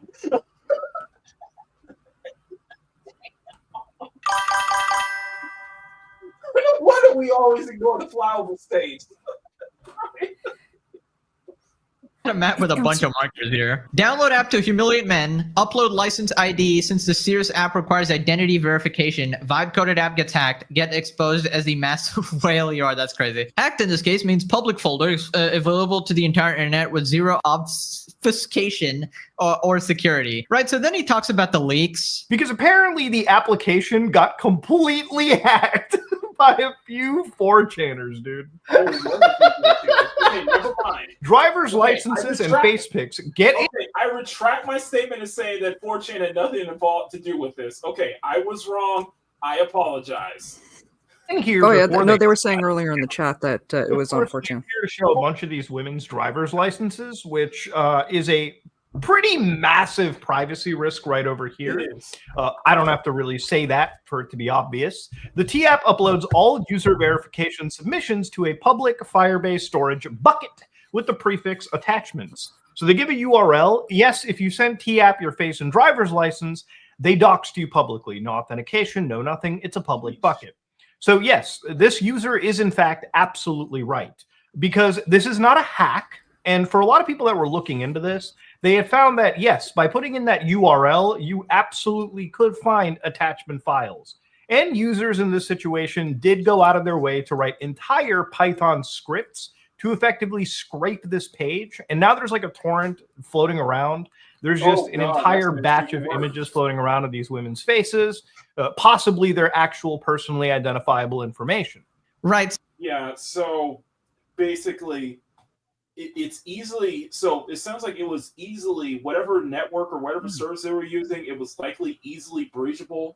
And with all those accounts, it's probably been compiled into, and including the images as well. There's probably a torrent out there right now. If you know where to look, there's probably a torrent out there right now containing basically every single bit of data. Yeah, and that includes driver licenses too, which that is a major yikes. So I'm not going to show the pictures floating around here, obviously, but as you can guess, we're looking at about 5,000 froggens in the mix, all right? We got some XXXX triple XL, all right? So exactly the type of people you'd expect, and it's every single time, right? In all of these situations, oh, who's doing the disgusting, degenerate doxing? Who's behind that anonymous Reddit account threatening to kill someone? Who's behind the Twitter account harassing someone for a decade? Who's that random Discord mod? Yes, every single time, it's some 40-year-old unemployed. You know what? This hits a little too close to home. It's a little too close to home. Okay. It's fair. I am employed. All right.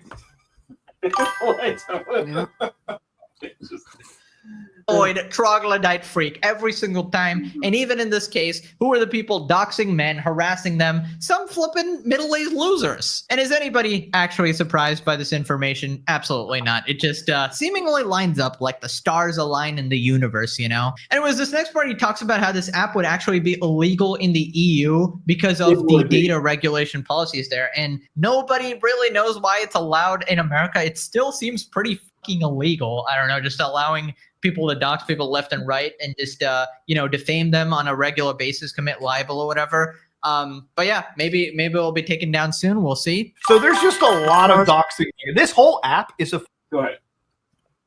Okay, first of all, I want to point out that him, commenting on the perceived attraction of these people, of these women, but he's not exactly Brad Pitt or Jason Momoa.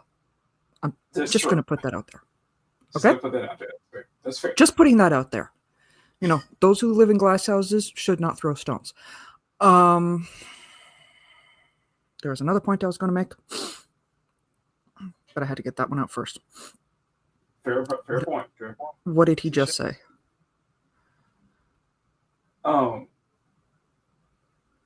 It's likely the demographic. Oh, the doxing thing. Using that app, I think the doxing thing. Know your state laws. Mm-hmm. Like if Maki or my friend Sky, who's in LA, were to get doxed by a troll, like had their name and address, whatnot, all of that they're put out, they actually can sue them. Yes, they can. California is a no doxing state. I'm just putting that out there. That's actually what got SS Sniper Wolf, got her in trouble. She took a picture in front of one of her trolls' houses. Yeah, and the thing that I want to point out is that with a site like this, especially with a lot of the information on men that they put out, there's a good chance that many of them can be from California, which that could be seen as libel. Exactly. To be serving perfect grounds. That's a major risk, regardless of what you're Elizabeth's saying. I believe Pennsylvania is a no doxy state too, as well. Yeah, I'm pretty sure it's legal where I am too. Yeah. So yeah, this is a major. There are major long-term. There's major legal ramifications behind this, no doubt about it. GDPR nightmare, which is one of the reasons why I think it's only in the United States as of now. If this was an issue in like Europe or Canada, where privacy laws, at least in Europe, are a lot more strict, this would absolutely put the developers of this application in the freaking crosshairs. But anyways, I wanted to check out some of the reviews and the actual psychos on this app, right? We got Tiny Girls Gang Mama. Interesting name. Finally, an app for the girl's girl. I was skeptical when I first heard this app. I was in one of the various Are We Dating the Same Guy Facebook groups. I tried it out when it got frustrated with Beyond making a post anonymously, not being able to comment on others with revealing your identity. So I was shocked to report everything this app claims to be truly what it is. You can't screenshot. No one can find your identity. It's open to space for women. No one can find your identity. Interesting, you're so concerned with that, but you don't give a shit about all the men being posted on this app. Literally the entire point of this goddamn app. Like, the hypocrisy is just insane. I initially was concerned it would turn into a high school mean girl situation and it could get ugly fast. It did. However... Robert, isn't that an oxymoron, though? What? That it would turn into a high school mean girl situation. Not really. A bit of an oxymoron. Okay. I'm saying it was inevitable. I'm just saying. Okay, I want to hear his response to this because I'm reading ahead of him.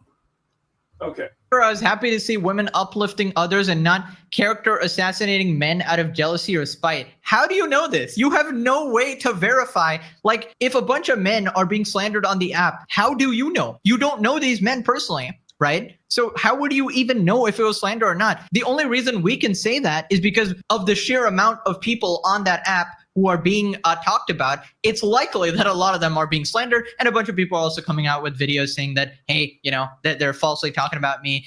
We had a bad relationship, et cetera, happened, and that's why they went and did this shit. I feel like in this digital dating era, an app like this has been long. Go ahead. I am going to push back on this one. Go for it. Because this is a woman who reviewed this thing. Has posted what she saw in saw in there, saw how there was uplifting each other, not character assassinating the men. This guy, who has clearly never been in there because, got a beard. And to for not really allowed. Yeah, that too. From the outside. So a lot of this is, to be fair, a lot of this is from the outside looking in. So yeah. And yeah, but he's saying, oh, well, no, there's a lot of character assassinations. You couldn't know that. You weren't in there. She was. Mm-hmm. I'm taking her point higher than yours. Fair. That's fair. That's fair. And I wouldn't even know. I wouldn't even know either. But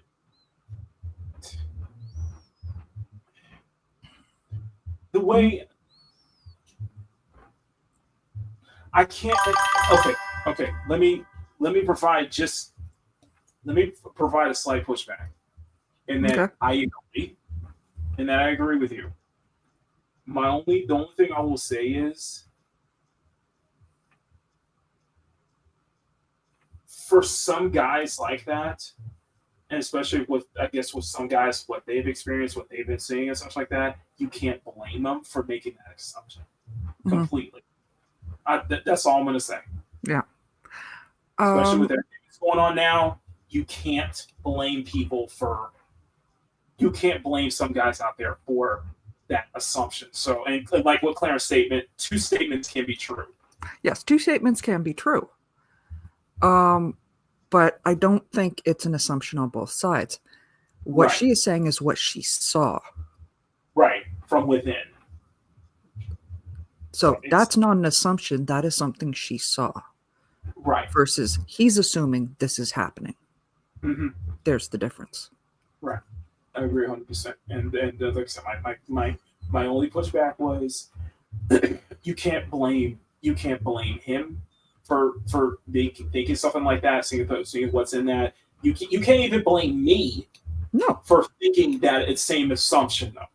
No, and I understand that. I understand that. I probably can't blame a lot of guys, especially in this chat, for probably thinking the same thing. No, I get it.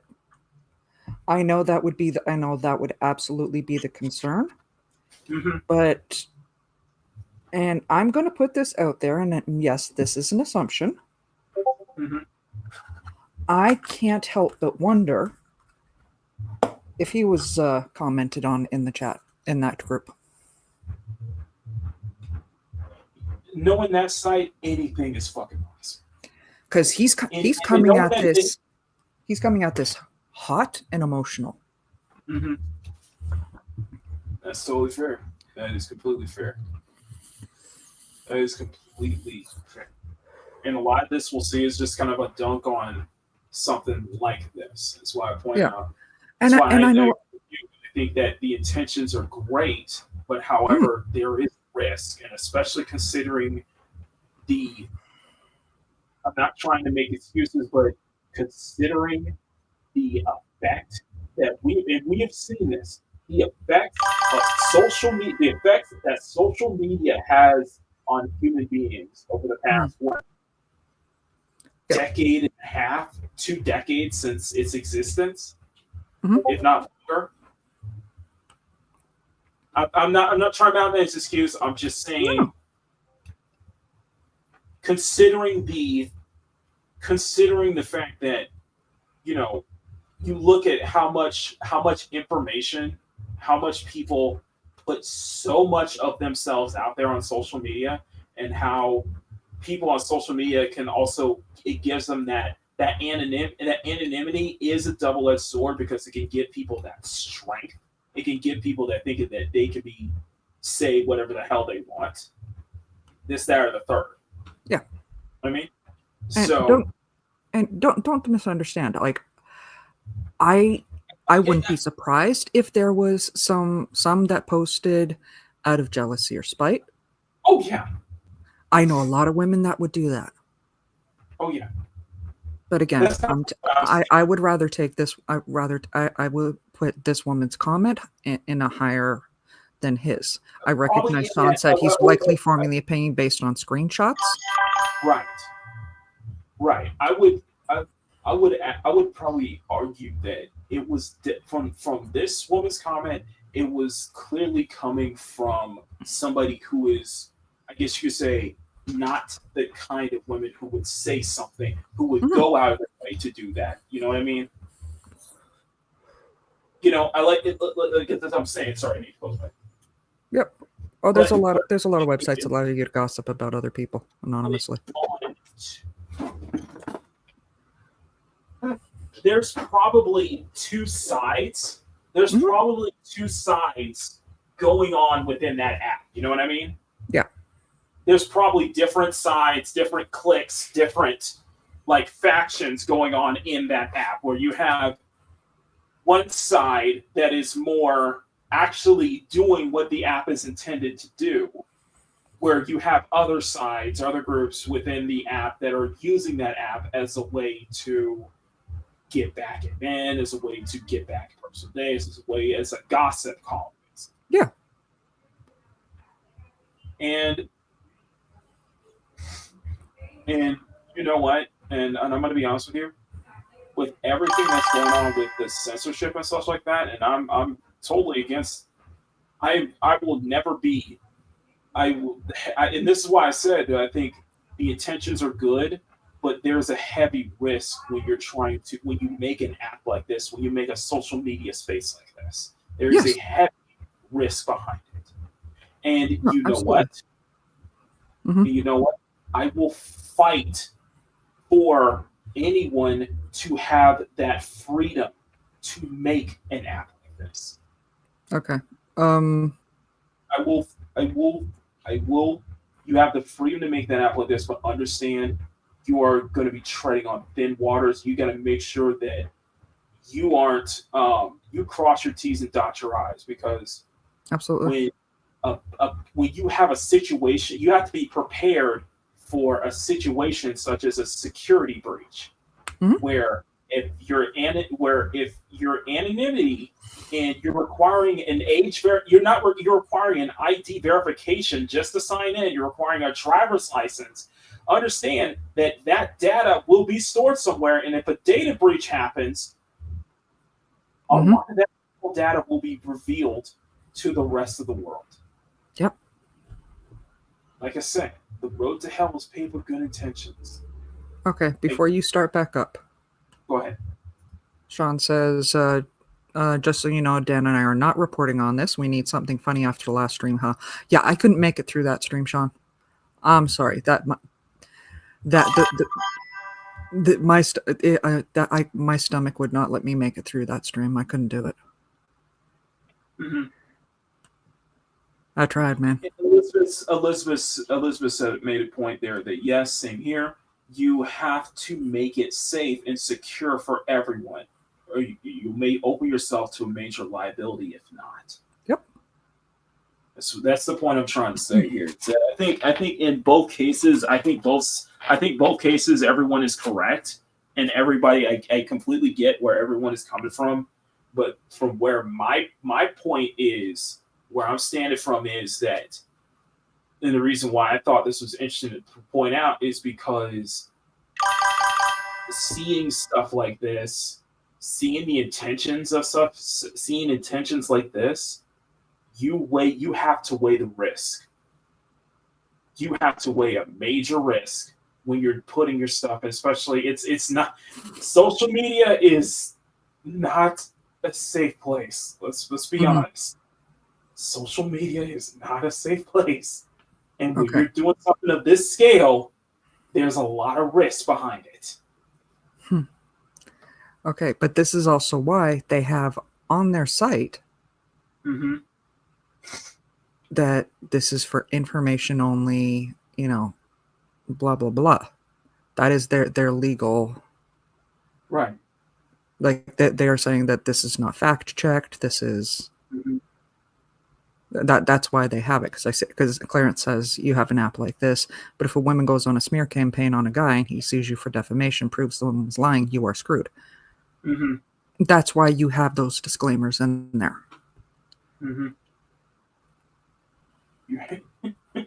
So, ready to continue? Yep.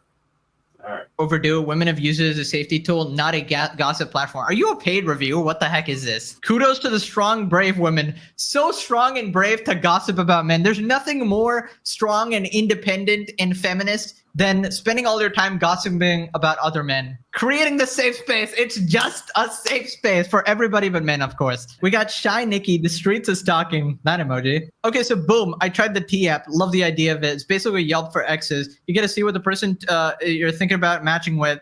It's a game changer for girls who are done wasting time on smooth talking liabilities. What's it's giving? Real feedback from people. Is this ChatGPT? Like, why wasn't this around during my toxic era? So, okay, you can't be serious. So you're allowed to be toxic, all right? And you're allowed to, escape that past. But if men were toxic in the past, they get posted on this app. Doesn't matter if it was like years ago. I'm pretty sure girls are going to be posting you on this app. Hey, I dated this guy a couple months ago. He was totally toxic. Don't date this guy. But apparently you were in your toxic era. Perfectly fine. Okay. It's messy but informative. Perfect balance of girl don't do it. And he might actually be solid, yes. But to take it over the top, like a 1 minute clip max, imagine being able to watch a quick little 60-second clip of the culprit in action. Whew, receipts? The tea would be piping hot. I swear these are like AI generated. Who uses this? Like, who uses that? I've never seen anybody use that in my life. Way easier to trust just in words on the screen. Downsides, not enough users in some cities, so it's a little dry if you're not in a popping area. Some folks... Elizabeth's comment real quick. Mm-hmm. Can you kind of like Elizabeth's comment real quick? Oh. Yeah, the most recent one, yeah. It's not, I'm recovering shock and it's not, I'm a recovering shock gore site addict. I left Facebook because a friend of mine who didn't know my situation and limits posted something not good. Social media is a dangerous place. Yeah. Yeah. Oh yeah. Any site. Mm-hmm. Even here on YouTube. Even here on YouTube. Here on YouTube. Twitter is notoriously toxic. Oh yeah. I've been told multiple times to self-delete. Usually sometimes in colorful ways. Instagram just as bad. Yeah. Like I made a comment on somebody asked about this cooking thing about mashed potatoes because he was curious about it. Because somebody's saying that you shouldn't boil your mashed potatoes in water, and he's like, well, "What are you supposed to boil them in?" Like, I'm afraid to ask this, And I said, as a former chef, this is how restaurants do it. And I have had so many pushbacks of people going, "No, restaurants don't do that. They bake their potatoes or they steam them." I'm like, having to say multiple times in there, yes, I recognize in large kitchens, steaming is usually much more efficient. But I'm using this in context of the original question. The amount of times I've had to say that is making me absolutely lose my mind. That's crazy. That is crazy. Yeah. That is freaking crazy. All right. Yeah, but good point. Sean says Twitter toxic surely just I envy Sean sometimes. Like, I envy Sean because he has that level of sarcasm. Because and sometimes I can't tell if he's being actually sarcastic or just straight ignorant at times. But I appreciate his level of sarcasm. I don't think I could achieve that level of sarcasm. No, as somebody who is fully fluent in sarcasm, it is my second language. I get pretty much every time he drops that. I think it's because of the similar environment between Toronto and New York. I don't know, but yeah. No, I'm just saying, Sean, I envy that. Okay, I can't do that. Okay, I can't be sarcastic with that. You are always sarcastic. Give me a break. I was in a bad place at the time. Recovery was slow. I had a good friend, and I met Careful. I hate your font. I met Careful get me back into horror as something fun and fantasy, but I still get flashbacks, videos I saw. Oh, sending hugs, honey. Sending hugs. But ow. Not sarcastic much, but what I am is snarky. Snarky's also good. Ow, Bob Bear, ow. What? Snarky can be really effective sometimes. No, you hate my font. I hate your font. I can't read it. Yeah, but I've been using my font everywhere. That's my official font of the channel. It's part of my channel identity. It's supposed to be classy, like 90s chic, and No. I feel like you outright saying you hate it. You know what it's giving me? Emotional damage. That's emotional damage. Okay. Okay. Let me feel wounded for you. Okay. Now I'm going to go on the T app and talk about you. Majority of people think you're a woman anyway, so you get in sooner than I would. Touche. Anyway, go ahead. He's like, hit the nail on the head. It's New York City trauma. See, you guys don't know this. When I did the watch along, the reaction to the Gargoyles discussion with Retro Nerd Girl, I said multiple times throughout the series that this kind of stuff could only happen in a city like New York or Toronto because nobody pays attention to what's going on there.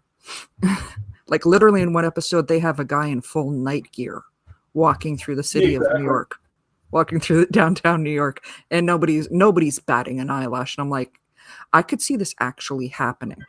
Just like no, I believe it.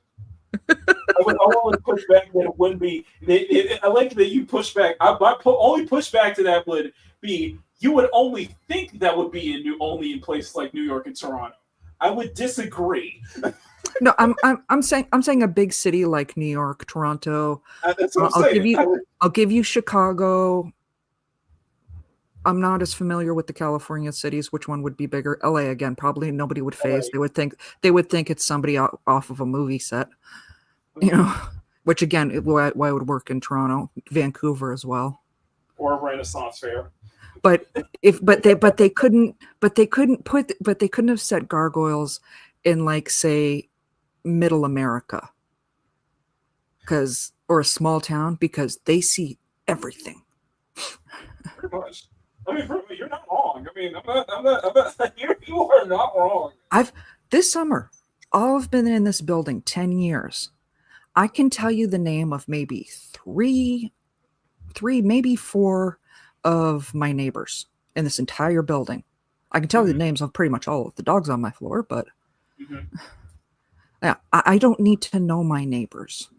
That's a big city thing. Oh yeah.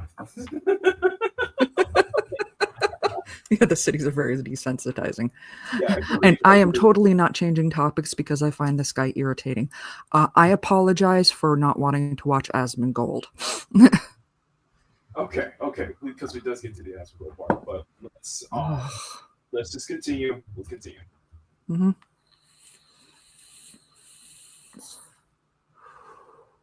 See, I like him better like this. I can't hear him.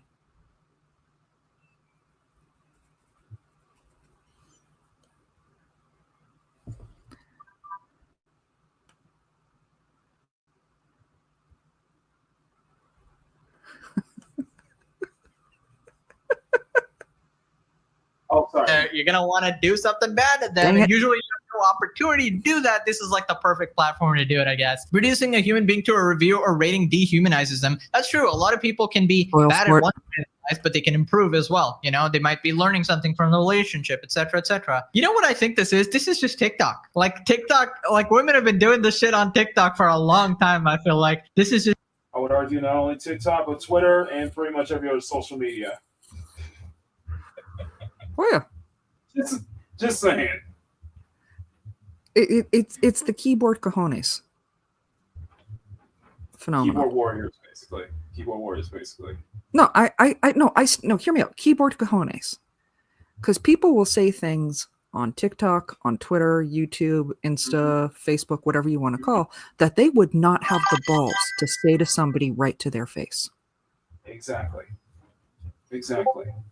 Social media as a whole, pretty much. Yep. TikTok is also never toxic. Yeah, you're totally right, Sean. I'll go with TikTok, man, so just see what happens. Anyway, Just, I feel like consolidating that info there. But obviously, as we know, on TikTok, the guy can actually respond. And, you know, a lot of those situations go viral when somebody gets slandered, somebody defends himself with receipts, with proof. But what a genius idea. Just don't even give men a chance to respond. That way you always win, you know? Need checks and balances. Have a friend that did not gel with a girl, was very respectful to her, but decided not to pursue. As a result, the girl wrote a false and very negative review about him. App allows slander without any review. It's a dangerous game. App itself is a good idea, but due to falsified review, my friend has been turned down on several dates. He's gone into depression and decided to avoid the dating thing. You're like, this is like ruining society. Holy shit. The post spoke about their date and how he was verbally abusive and treated her like meat. Would question the authenticity of my friend if it wasn't a double date that I was on with him. He paid for her dinner and chose to politely tell her he didn't think there was chemistry. Proceeded to buy her an Uber for her to go home. Fast forward a few weeks, and due to his honesty, he's blasted with hate from an upset female. App is a slippery slope and a way for unhappy girls to hurt someone. Again, in theory, I like the idea. Maybe skip the review section and allow only background checks and catfish checking. I have sisters I want safe in this evolving online dating world, but not at the price of others' happiness in dating life. Please do better, or a lawsuit is waiting for the T founder. They are absolutely, like, a class action lawsuit is 100% coming. I just don't see a way where somebody doesn't get extremely mad about this. I don't think the idea of like dating safety is bad.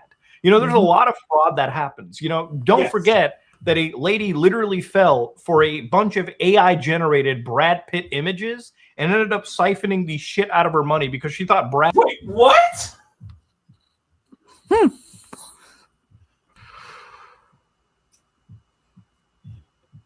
That's on you.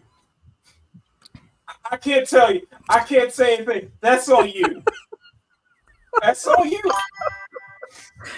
That's on I'm you. sorry. That's Oh yeah. Yeah, it's on. It is 100% on them. I regularly get on Instagram some, and I'm going to put in air quotes here, celebrity, using his again air quotes private account to contact me, and you know, oh, let me send you money, and because you're such a great fan, blah blah blah blah blah. I'm never fooled. Come on. Do you know how many? Do I really believe that Aldous Hodge is going to message me? Fuck no. Do you know how many bot accounts we get in DMs like every single day? I just gave up like trying to delete all of them, trying to get out of every one of those conversations because all of them are bots. Like legitimately. Like I get invited to like these mock-ups, like you guys are bot accounts, you're just trying to scam people. Oh, shit. I'm just got tired of trying to leave every single freaking group. I'm just like, at this point I gave up. Like I said, it's on you. This one is on you. If you believe that this is a real image, it's on you. That's all I'm gonna say. Pitt loved her, and he had like crazy super fucking butt cancer the entire time. Oh, that's not it. I mean, I remember when I made a video on this girl who thought Billy from Stranger Things was actually in love with her. And she somehow ended up donating money to this guy as well. She left her husband for him. And this person was obviously a scammer, not a real person, obviously. Billy from Stranger Things, surprisingly, wasn't actually interested. So yeah, this stuff has been going on for a while. I just find the whole thing ridiculous. And I don't think any well-meaning person should actually go on an app like this because I feel like you're going to see something you just don't want to be a part of. Like, you might be there to, filter out the criminals or whatever, but you end up, just participating in doxing and a bunch of like mean-spirited talking on other people as well. So I don't think you want to be involved in that. Then he talks about what kind of people are actually inclined to leave reviews, right? The red flags, it's a lot like going to Yelp. I feel like most people will review things if they're very negatively impacted, okay? So sometimes a jilted ex could come, completely defame you, say some of the most outlandish shit, and there really isn't... Stop for a second. I gotta stop thinking. I just want to say that we have kept a consistent amount of like 15 to 16 people watching. So round of applause to y'all. Thank y'all.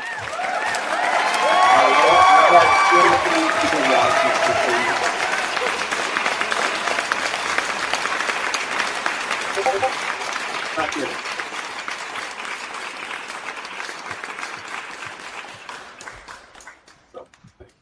just want to say thank you guys. Like I said, I had 23 people I had 23 people watching at a time before Mom Bear popped in. No blame. I'm not blaming Mom Bear. I'm just saying it's. I think it was because of the censorship discussion because I'm really heavily talking about that. No. But no, listen to the 60 people.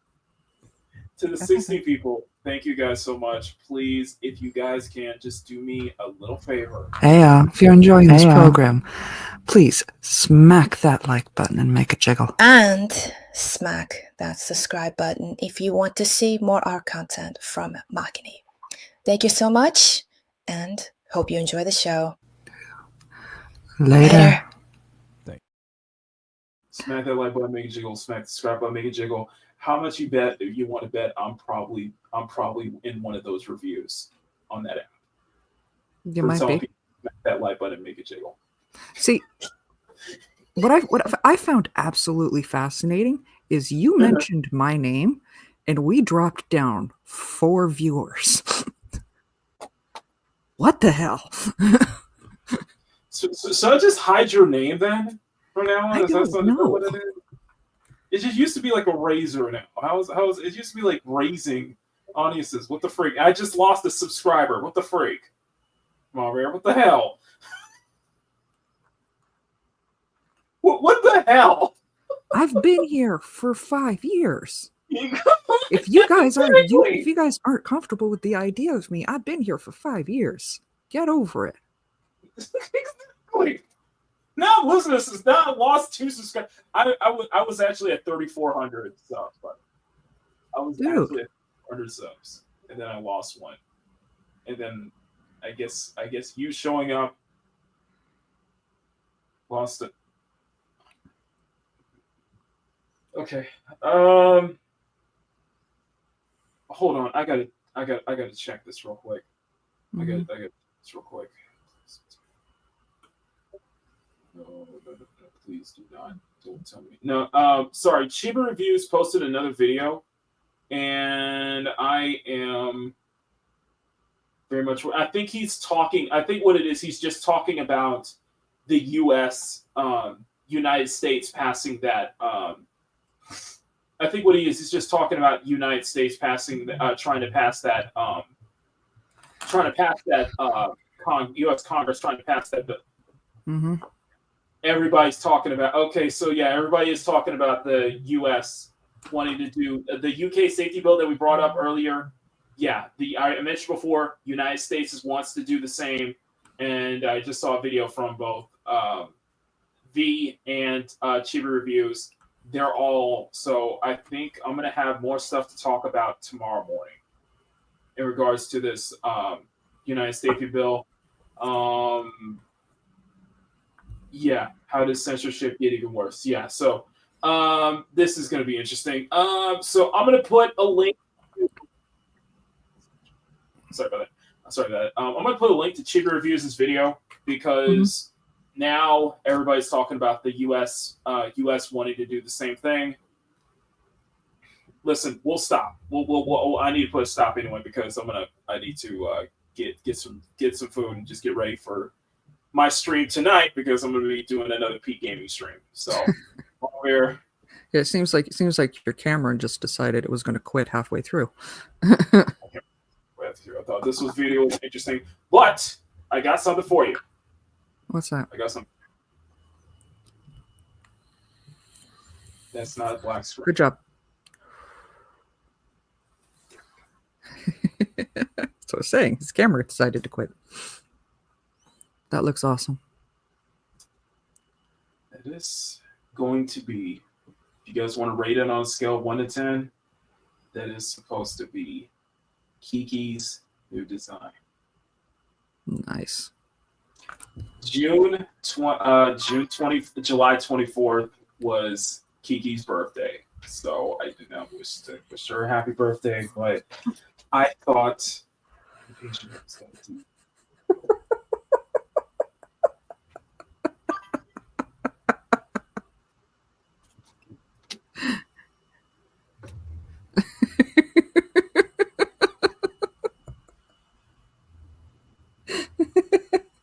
Hey, look, we just jumped up a couple viewers. I'm serious right now. are you fucking serious right now? Sean, fuck you. Okay? Fuck you. All right? Neo says it's a 9 out of 10.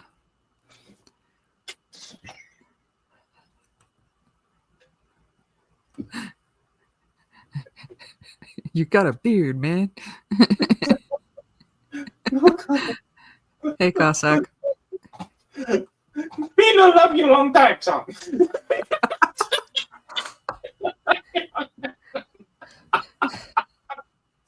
No. So thank you.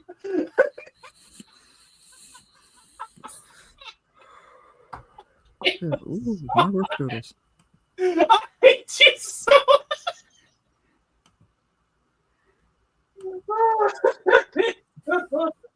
What the? Okay, let's try to keep my mind. I hate you, yeah, focus. No, so I was back and forth. On this outfit because I was a little bit on a retread of her last design, her previous design. And I was originally going to do a skirt, but I thought about having the upper waist top, especially belted like that, with baggy, something maybe more baggy jeans, something like that. She's got a mole. I guess I probably feel that she has a mole. Cleavage mole. She has a cleavage mole. Why not? It's a cleavage beauty mark. Mole. She has Mole. So she has a cleavage beauty mark. That'd be very classic. But the biggest design change that I had in mind is basically give her the side cornrows, basically. I like the side cornrows, basically. Part the hair over the side, so it's very much a side. Breast moles are hot. I totally agree. So long as they were there originally. If not, you need to go see a doctor. Yeah, exactly. Thank you, Mother. It was there originally. How about that? Sudden breast moles concerning, not hot. Yeah, exactly. No, like Laura for Street Fighter 5. Yes, basically, all because of this one image. Is this one image right here? Let me go show. Oh, I'm on the wrong side. I'm on the wrong one, Makini. Why are you on the wrong one? We are professionals. Okay. So this one image. Yes, it's AI generated. Oh, I don't no. care. It wasn't AI generated. What? It's great for references. It's great for references. And I'm like... Even Scott Christian Sava says he does that every once in a while. Like, honestly, I will be completely honest with you. This is how I would design Riri. This is exactly how I would design Riri. Not gonna lie. Oh, no. Hold on. Before we go, where the hell did I put my earbuds? They're over there. Okay. I'm just saying. I like the side. The side corner. So. While I've got you and Sean here, and some other artists in the chat, I saw a video. A short that he posted the other day. Let me. No. Sure. I'm just saying this is how I would design Riri. Just out the helmet, personally. Okay. Let me send this to you, or to the. I'm gonna send it to the chat, to the channel chat. Okay. All right. Speaking of which, I just want to go off. So that was kind of the idea. The outfit itself kind of took from. I kind of took from this. I kind of took. Oh, sorry. Okay. Pop into Twitter, into the CSF chat. Okay. I want to react to that. More of I want you to react to that, and I want to see what Sean and the other artists in the chat think. Will attack you by drawing your character in their style. So many of you asked me to try it out, so maybe restart it. I signed up for an account and ArtFight. There's this thing called ArtFight. Have you heard of it? Apparently, it's a website where you post a character that you've drawn, and then other artists will attack you by drawing your character in their style. So many of you asked me to try it out, so I did. I signed up for an account, and ArtFight puts you on a team. There's Team Crystal and Team Fossil. They put me on Team Fossil, which, considering my age, I found kind of rude. It was kind of rude, right? The next thing I did was to post a character. I have this one that I made a few years ago for Women's History Month, and I've always liked her. So I put her on my page and named her Ghost because she kind of looked like a ghost, I guess. I'm not really great at naming my art, okay? And now we wait. I've been attacked. Look at all of this wonderful art based on my character. These are so good. Look at them. You all are so talented. Okay, I need to attack someone now. I think I'll pick this one. The artist says that their character has albinism, is middle-aged, and chronically ill. You're allowed to give some rules as to what you do or do not permit your character to be drawn as. Some artists allow for a lot of creativity with their characters. Others are very protective of them. And here's my little attack of this character. Ha! Take that, you crystal person, you... Oh, wait. They're not Team Crystal? Oh, no. I attacked someone from my own team.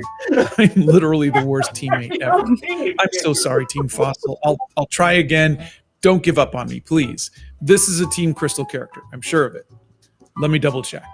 Yes, Team Crystal. It says so right there. Okay, so this character's name is Alana. They are by a spec, and they are friendly fire. Exactly. a shapeshifter, so their hair changes color from time to time. I think I'm going to keep their cool color palette, and the description also says that they are shy, so I'll kind of have them looking down a bit. And now I've attacked... Wait, double checking one more time. Yes, I've now attacked Team Crystal. Take that, you crystal monsters. And that, my friends, is ArtFight, I think. Okay, yes, the site is ArtFight. I haven't looked it up yet. I haven't, so I can't link the site yet. It sounds like a blast, actually.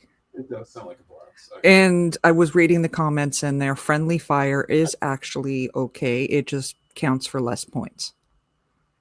And if somebody draws you, you can also does an attack on your drawing. You know, you can also attack back. That's called revenge.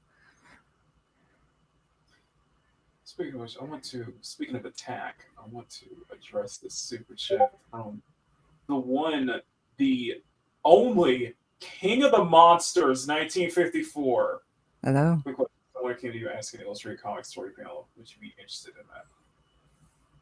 At the moment, no. At the moment, no. But I would be appreciated. But I can definitely direct you to people who would be willing to, though. Well, we do know a few people that direct that do comic type stuff. Yes. I'm looking at one right now. Yeah. But thank you for that. And speaking of which, you may not know this, but King of the Monsters is a regular super chatter on Smash JTs. Awesome. So a little overreach there, little crossover there. Crossover there. And Smash, and of course, not only is King of the Monsters, King of the Monsters is also a CSF Nation member, but Smash JT is also a channel member as well. So King of the Monsters, I am so happy to see you over, and actually a few people from Smash JT's that have been watching me as well. Not just you, King of Monsters, but Smash, and also Hypnotic and Rapture. So we're all members too. So thank you, both of you. Thanks for that.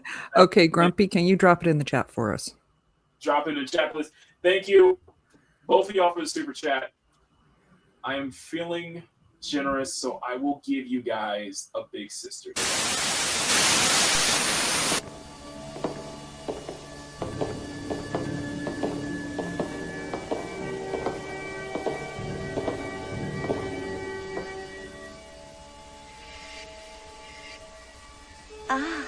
I see you, Mr. Big Sister. You're so cute.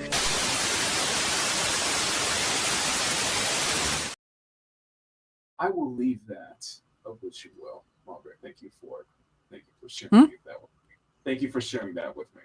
Yeah, no problem. Like I said, it looks like a lot of fun. It feels like it. Yeah, that's what it sounds like. It sounds like an invitation. That is Camilla from Fire Emblem, by the way. Like, I recognize I don't have the time or, frankly, the hand steadiness to do it right now. But it looks like that would be something for, fun for a lot of people in our community and maybe even in Sean's community. Fight for each other. Can I show you one thing? Yeah. Guess who I found? Who did you Guess find? which photos I found.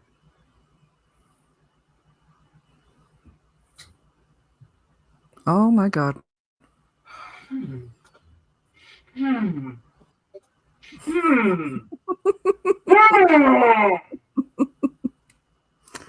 He's having some really good pizza right now.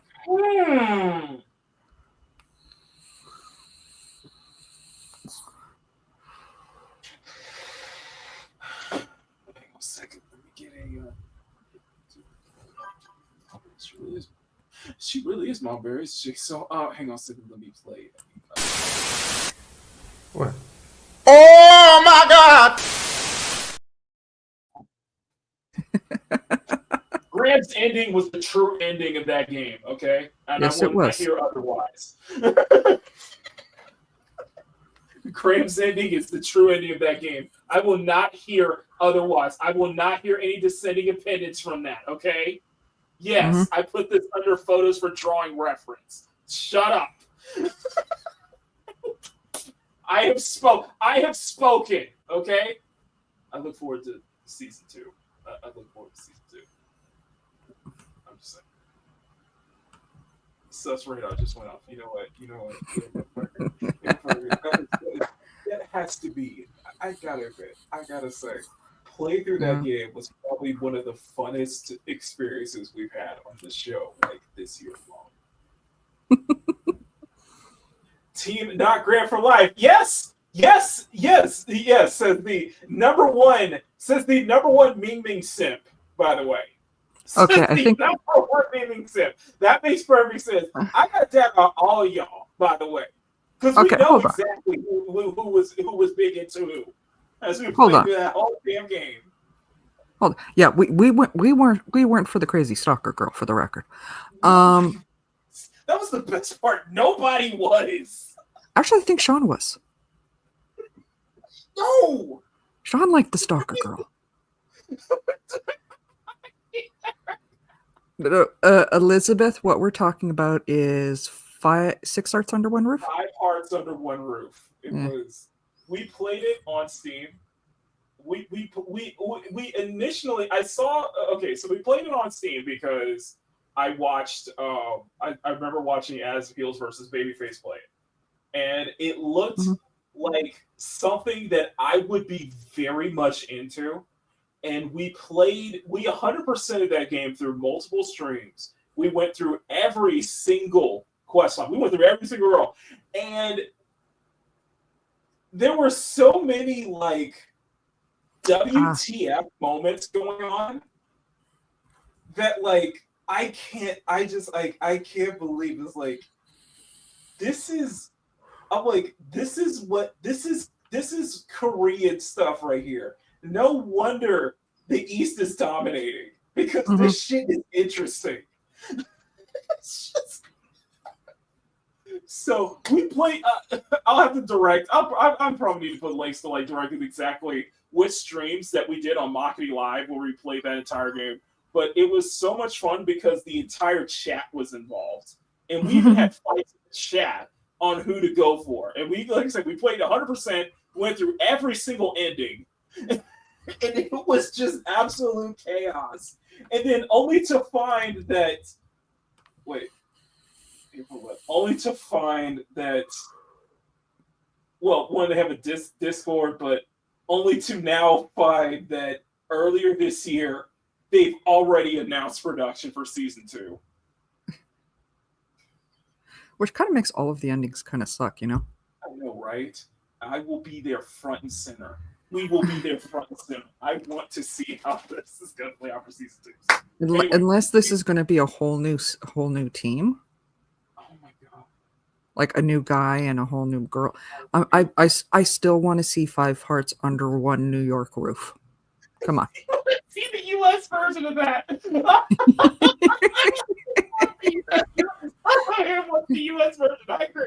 I want to have the U.S. version of that. So, anyway, guys, that is it for Makini Live. Mama Bear. Mm-hmm. Okay. I don't know where I'm going to be Monday. Sometimes we do streams for Monday Madness on the Kingdom of Nerds. Sometimes we don't. That will be in that other way. It will be in my community tab. But Tuesdays, around 9:15 Eastern PM. That's where we do. I'm part of the New to Who panel. I am normally better at this. This week we are diving into David Tennant's era with New Earth. So come along. Awesome. Beyond that, anywhere I wind up being, usually I wind up posting it. I admit I did not post the one I was on yesterday because that was impromptu. Where I was on with the Spoiler Kings, and we were doing a Harry Potter Goblet of Fire watch along. Anyone who knows me knows I'm a Harry Potter nerd. So, you know, I did my Harry Potter and Weapon of Mass Distraction thing all throughout the stream. Nice. Oh yeah. Very nice. But you guys know where you will find her. Oh yeah. If you guys want to find me, you got to follow me. You got to follow me here on YouTube at Mama Baradol, because most of the time I post where I am. If you don't know where she is, you will find her right back here. Yep. Same place. And you know what? Sean's got it straight on for the 5 hearts under one New York roof. Loris. And a guy's named Tyrone. I had never heard that name, Taquana. I have never heard the name of Taquana. I ain't never heard of that kind of name. I love it. Anyway, guys. So, tomorrow is Makini in the morning.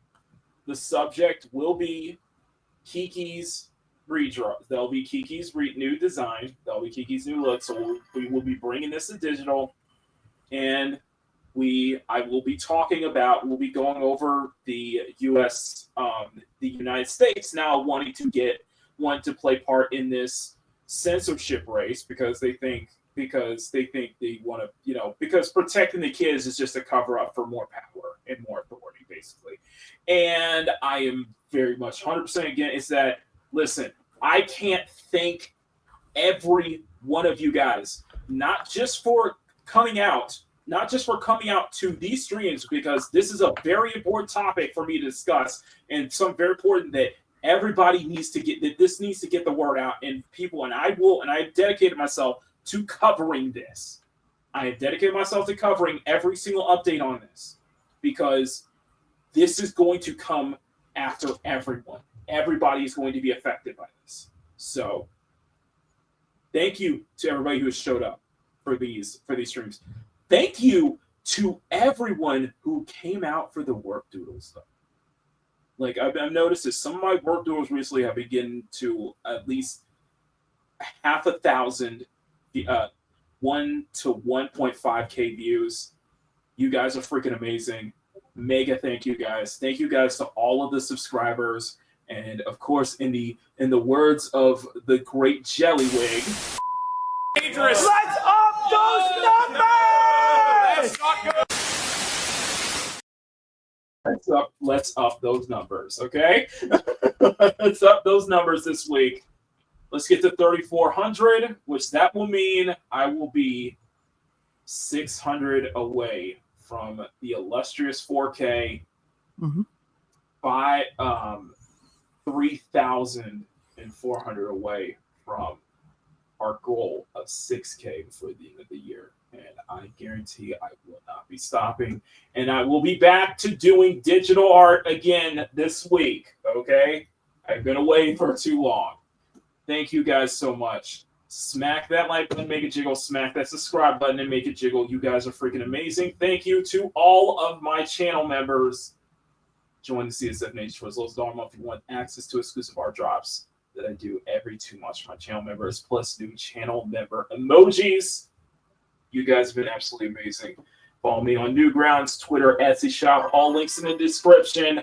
I will be back here tonight for another episode of Peak Gaming where you guys can watch me die even more times in Wu-Chang Fallen Feathers. So I will see you guys later tonight. Until then. So I'm Makini. Oh, yeah, what was that? Wu-Chang for life. Exactly. Wu-Chang ain't nothing to fuck with. Anyway, I'm Makini90, artist, German, and illustrator. And thank you for tuning into the sexiest Sunday afternoon art show on YouTube, Makini Live. Until tomorrow, or till tonight, stay cute, stay sexy, have fun, take care of myself. Never apologize for wanting attractive women in your media, especially if you're that quote means so much more than that because they are coming.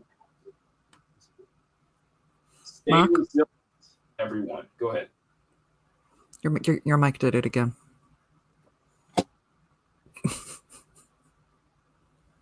This freaking mic changes from headset microphone to. I gotta switch back to 2x. Okay, it's a hyper quadcast. Okay. I am Makini90, artist, German, and illustrator, and I thank you for tuning into the sexiest Sunday afternoon art show on YouTube, Makini Live. Until tonight, stay cute, stay sexy, have fun, take care, much love. Never, under any circumstance, apologize for wanting attractive women in your media, especially in video games, because they are taking that away from you. Guarantee. Stay resilient. Stay resilient, everyone. Say no to censorship. Say no to people telling you what you can or can't consume in your media. Stand up for that.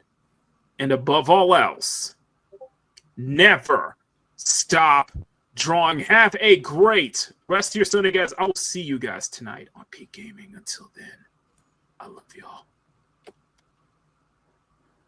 Peace. Later. If it isn't the cute, sexy, and fun nation. Thank you all for being here and for your incredible support.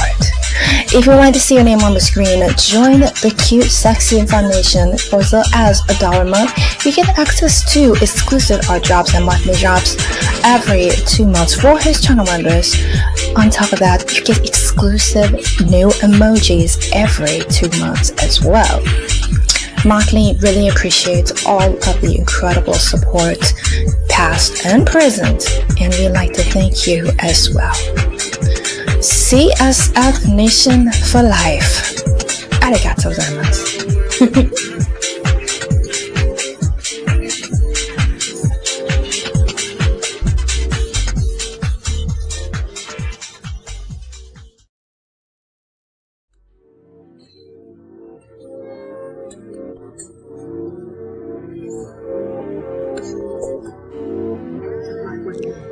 Thank you for tuning in to Makini Live, the sexiest Sunday afternoon art show on YouTube.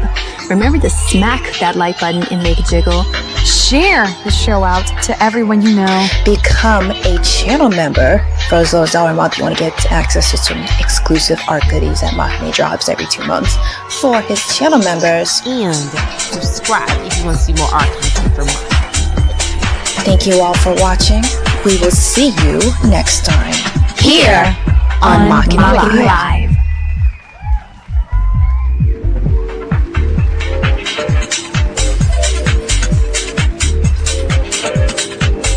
Makini Live is filmed before a live studio audience at Makini Studios in Orchidia Village's North Tower, right here in Pacific City.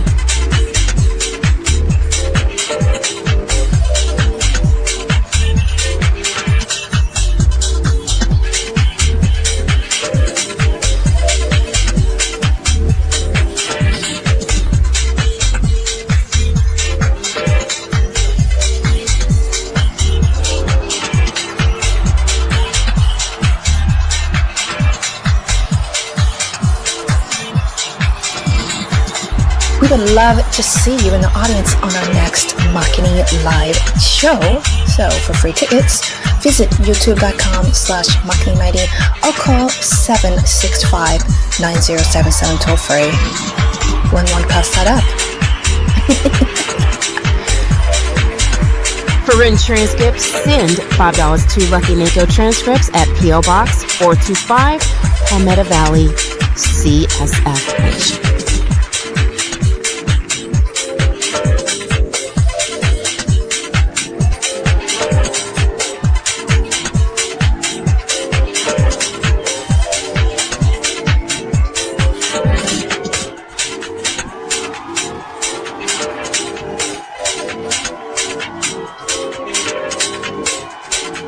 Makini Live is produced by Silver 9 Productions with Makini Jaws Productions in association with and Mr. Walker Television and Macari Banks Entertainment, and is distributed by CSF Nation, Domestic Television Distribution.